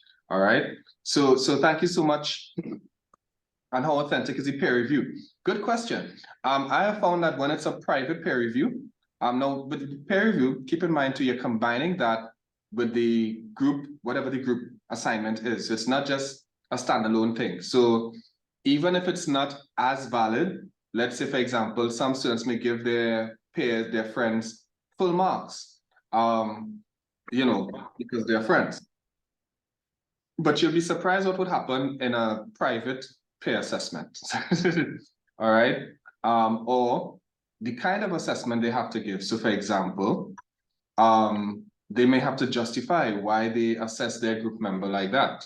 All right. So they're different. Once they have to justify it, they have to come good. So that makes it a little more, I don't know if you want to say authentic, but at least valid. Yeah. Yes, exactly. What I do is give a checklist, and then they may have to elaborate like an open-ended question shortly thereafter. So it comes, yeah. So they may not necessarily even see a grade per se, but at least based on the feedback, I could kind of inadvertently assess whether each student participated and to what extent. Yeah. So different ways to do it. All right, and maybe we can do a session sometime on group work, managing group assignments, because or even a YouTube video we could do as well. All right. All right, group 3. Go right ahead. Who's going to present on your behalf? All right. So Mr. Garcia, maybe sometime, and Mr. Mohammed, we could organize a session, if not a synchronous session, at least a YouTube video on managing group work. All right. Right. So yeah. So Yes, I am presenting on group 3 behalf. I hope this works because I may have a little challenge sharing here. Okay. So our assignment was based on inductive teaching and learning. Right. Let me just go to the other slide. I have to do this in sections, unfortunately. All right. You take your time. Righto. Right. So here we go. Just overall then, the inductive teaching method is really a student-led approach to teaching.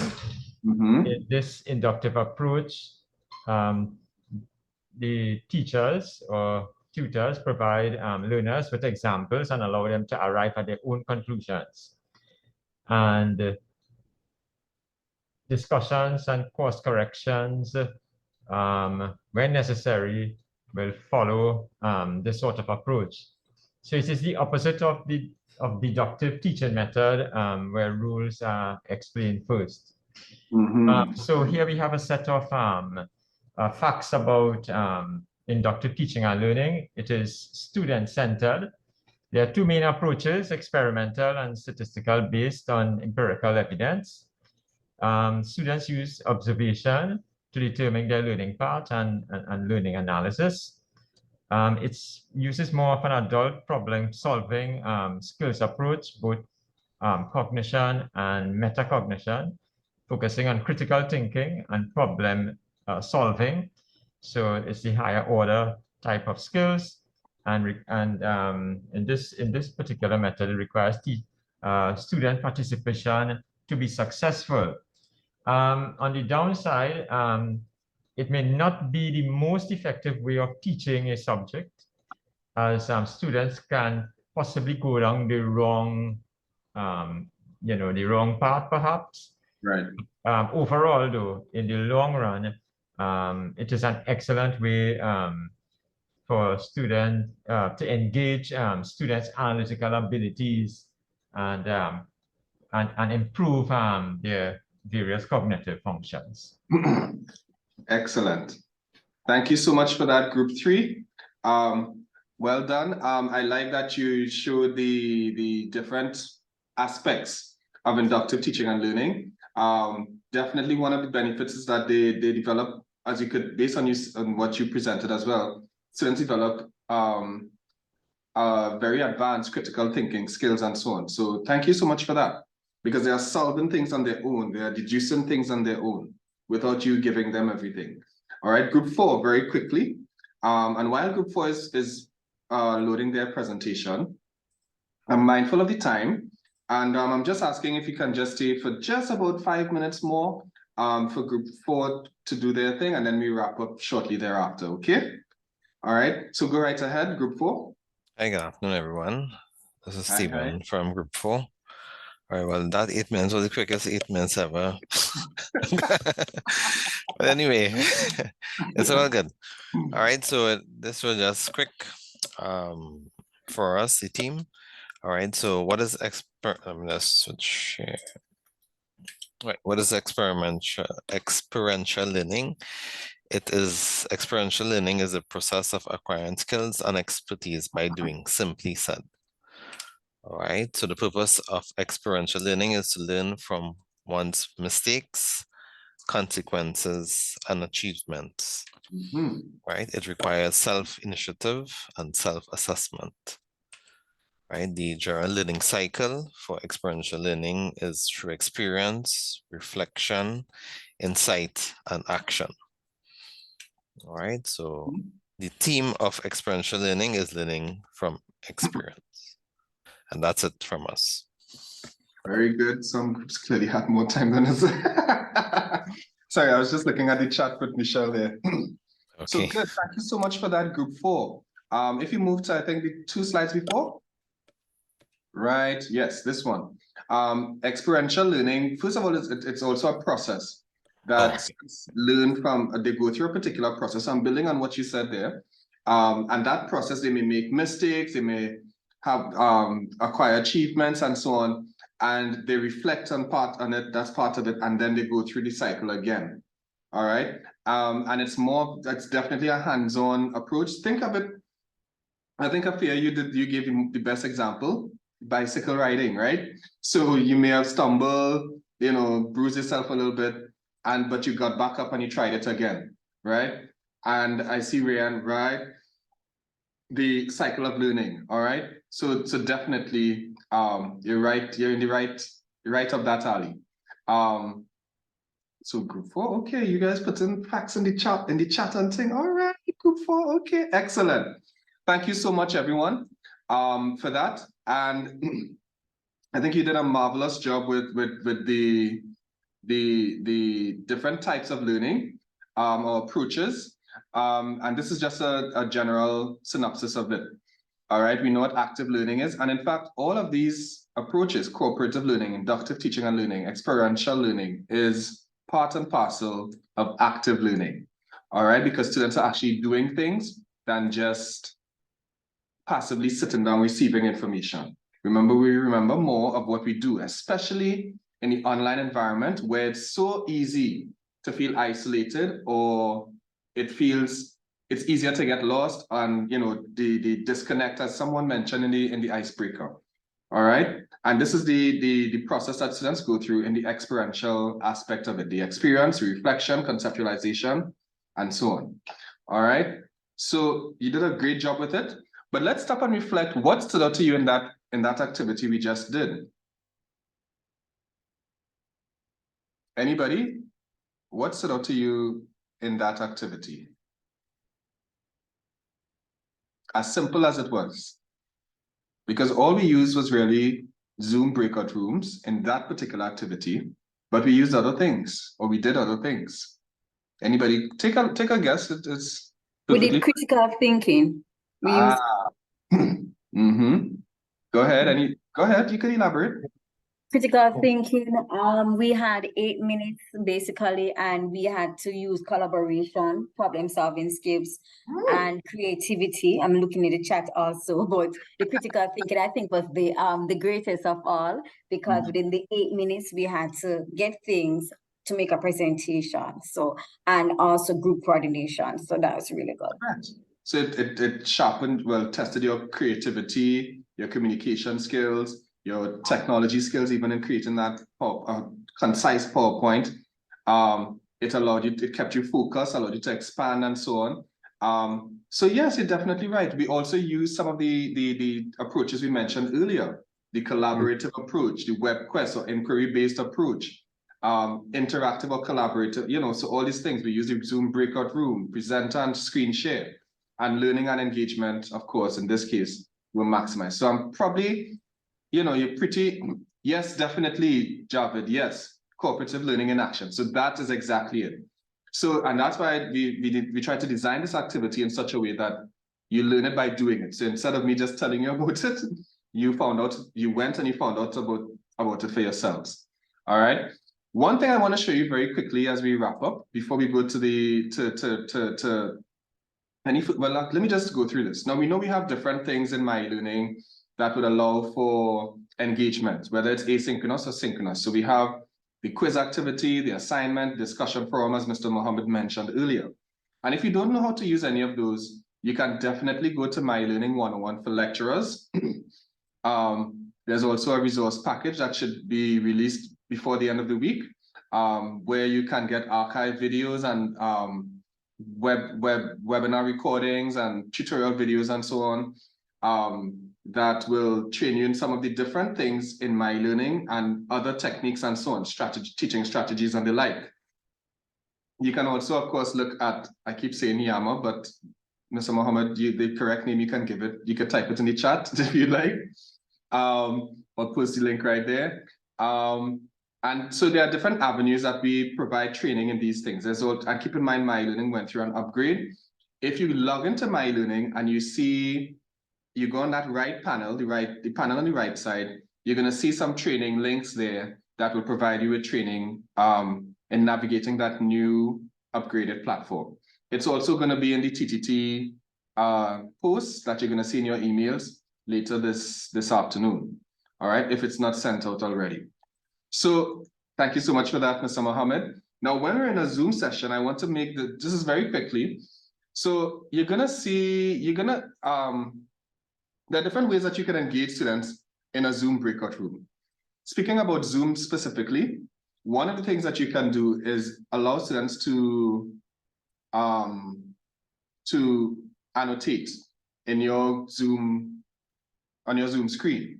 So to do that, you're gonna, if you see on the menu panel, you know where you click for your microphone, your camera, the participants, you're gonna see a little arrow, sorry, not an arrow, a pencil. And under that pencil, you're gonna see annotate. So if you click on annotate, all right, once you click on annotate, you could easily, you're gonna see a sub-menu appear for you to write any text, for you to draw, for you to insert an image of some sort.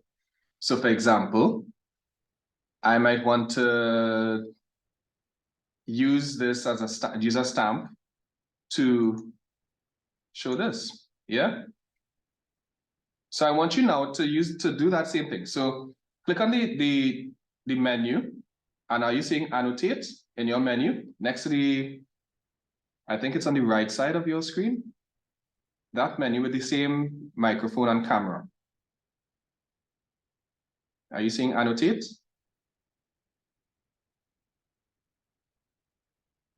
Yes, Catherine, the recording will be shared. Yes.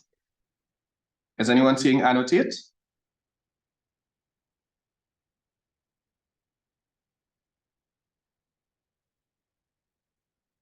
No? That's strange. Mr. Mohammed, are you seeing annotate? And Randy, are you seeing it as well?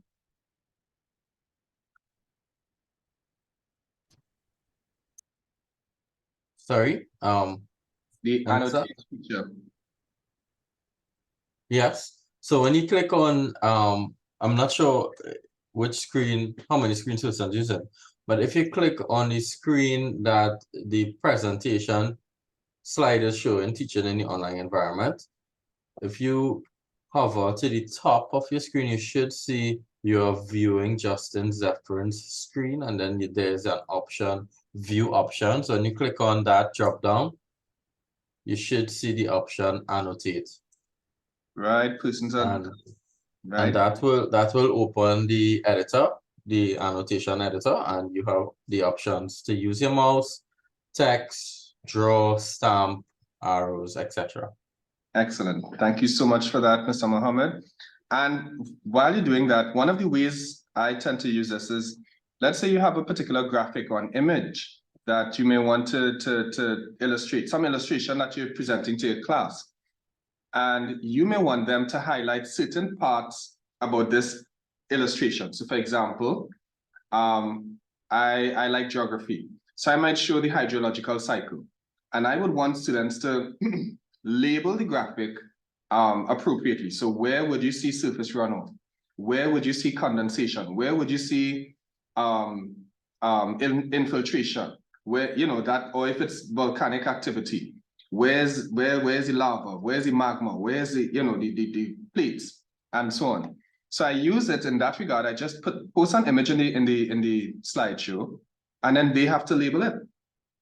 All right, and that's one way of engaging students, as simple as it is in the online environment using Zoom, all right, or Zoom annotations. Now, if you want to download it, you can. So for example, there's a save icon, a save button. So you could easily save it and post it in the chat, for example. Or, so for example, I think Mr. Mohammed, you might be able to save it and post it in the chat as well. So you could do that just as an example. Or you can clear all drawings or clear all of your drawings and different things that you can use along the way. So if I were to ask, for example, Stephen, could you highlight Who Wants to Be a Millionaire? And Stephen, you could do it. Sure. You could do it, Stephen. All right, sure. You might, yeah, exactly. So you draw a shape around it, or something around it, or a circle, you know, that sort of thing. And this is one way in which you can, engage students, as simple as it is. All right. Now, if let's say students have abused it, or you pass that activity and students are still drawing or stamping and so on your slideshow, you could easily go to the options and disallow students from drawing any further. All right. Yeah. So as you see, some persons are putting love all over. So I guess Javed, that's you. Okay. All right. So I'm saving this Javed so I could post it in the chat after. You could do the same because I may not be able to post it in the chat one time. But yeah, so this is one way, a simple way of engaging students in the online environment in Zoom.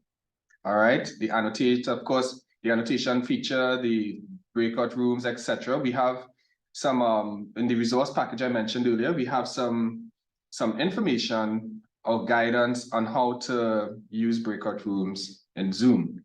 All right. So let me just skip very quickly to where we get to other tools that you may use. We have Poll Everywhere, which we used earlier in this session for the icebreaker. I could probably use that, show that as a, if anyone wants as a, actually no, we have a session on cool tools in education. So a lot of these tools will be covered in those sessions, all right? And so you can definitely look out for that.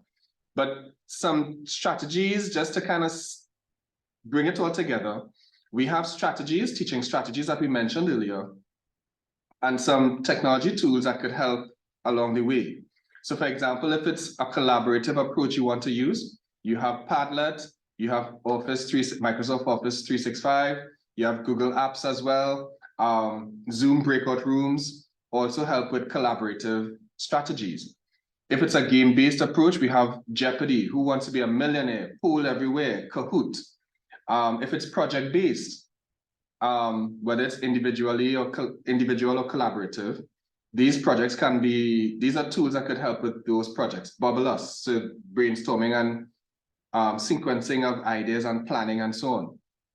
Of course, Moodle or myeLearning, ChatGPT even, and we do have some information coming up in just a bit, a couple of days from now, on ChatGPT and other AI platforms that can help you in the integration or manage the integration of AI platforms such as ChatGPT in your teaching and learning practice. Yeah. So whatever you do in teaching in the online environment, whether it's in a blended, remote, or online context, you definitely want to make it relevant. Why do you want to make it relevant? Let me ask Akil, since you are doing history, so you have to find a way to make it resonate or relevant to your students. Why do you need to make it relevant? For me, it brings out a greater understanding, and also it connects students with their actual current living and what would have happened in the past. Correct. Exactly. So it resonates with students a little more. Make it participatory, so hands-on, as we mentioned, interactive, because the more you make it, the more fun they have, the more interaction, they are less likely to forget it. So retention is improved. And of course, make it meaningful. Of course, once you make it fun, interactive, and relevant, it's going to become more meaningful and more memorable to your students. Thank you so much for posting that image, Mr. Mohammed. Any other questions? I know we would having a discussion all along the way and so on, but any other questions or comments? Right. For future, how can we identify to what extent students have drawn on ChatGPT for written assignment? Oh, okay. Well, that is going to be covered in other platforms, in other sessions and avenues. But just so you know, there are different platforms that could detect AI input. So for example, we have Turnitin now, which has an AI detection feature to it now. But that is by no means an absolute solution to that. What I suggest is use what we call triangulation of assessments. So you want to kind of combine, let's say, an essay, just let's say a project or an essay of some sort that, let's say, students may have used in case they use AI. You could combine that with an oral presentation or defense of some sort that where you interrogate, or not interrogate it, you ask questions. So the student has to, on the spot, entertain questions about the essay they wrote some time ago. So they have to know the content fairly well. And that is one way you could you could verify that it is a student who wrote that essay from start to finish. Even if they use AI content, the other thing is that you want to make sure that they reference it. All right, and once they do not present it as their own entirely, their original content, because it's not, then those are two main measures that you want to do. Another thing, the flipped approach, as we spoke earlier, that's another avenue for that. All right. So yes, definitely. Thank you so much, Janet. Mr. Garcia just posted the link to the evaluation, because we really value your feedback on what resonated with you in this session, how can it be improved, what you'd like to see in the future, what additional sessions or training you'd like us to explore or provide, or topics and so on. And yeah, and how we can improve what we do. All right, because just as you may engage in reflective practice, we are also doing the same. All right, so we'd like to hear from you. And to access that evaluation, just click on that link that Mr. Garcia graciously provided for us. And we look forward to your responses. It's anonymous, so we're not gonna know who said what, but we value your feedback. All right. If you need any assistance, you can contact any of us. You can contact me. You can contact Mr. Mohammed at javid.mohammed@sta.uwi.edu. So we both, I just realized we both J's. And you also have Mr. Mark Garcia, who's in the chat as well, and even Mr. Randy Duku. So we're all here to help and to make the journey much easier for you. All right, so as you navigate through teaching in the online environment, be sure to make it practical, be creative with it, allow for creativity, allow for collaboration, and make it relevant and appropriate. All right. Have a good afternoon, everyone. And we look forward to seeing you in our next training events, our upcoming training events. Thank you so much for your attendance and participation. You're most welcome, Shamala and Tracy and Akil. And thank you to the CTL team, Mr. Mohammed, Mr. Garcia, Mr. Duku. Thank you so much for the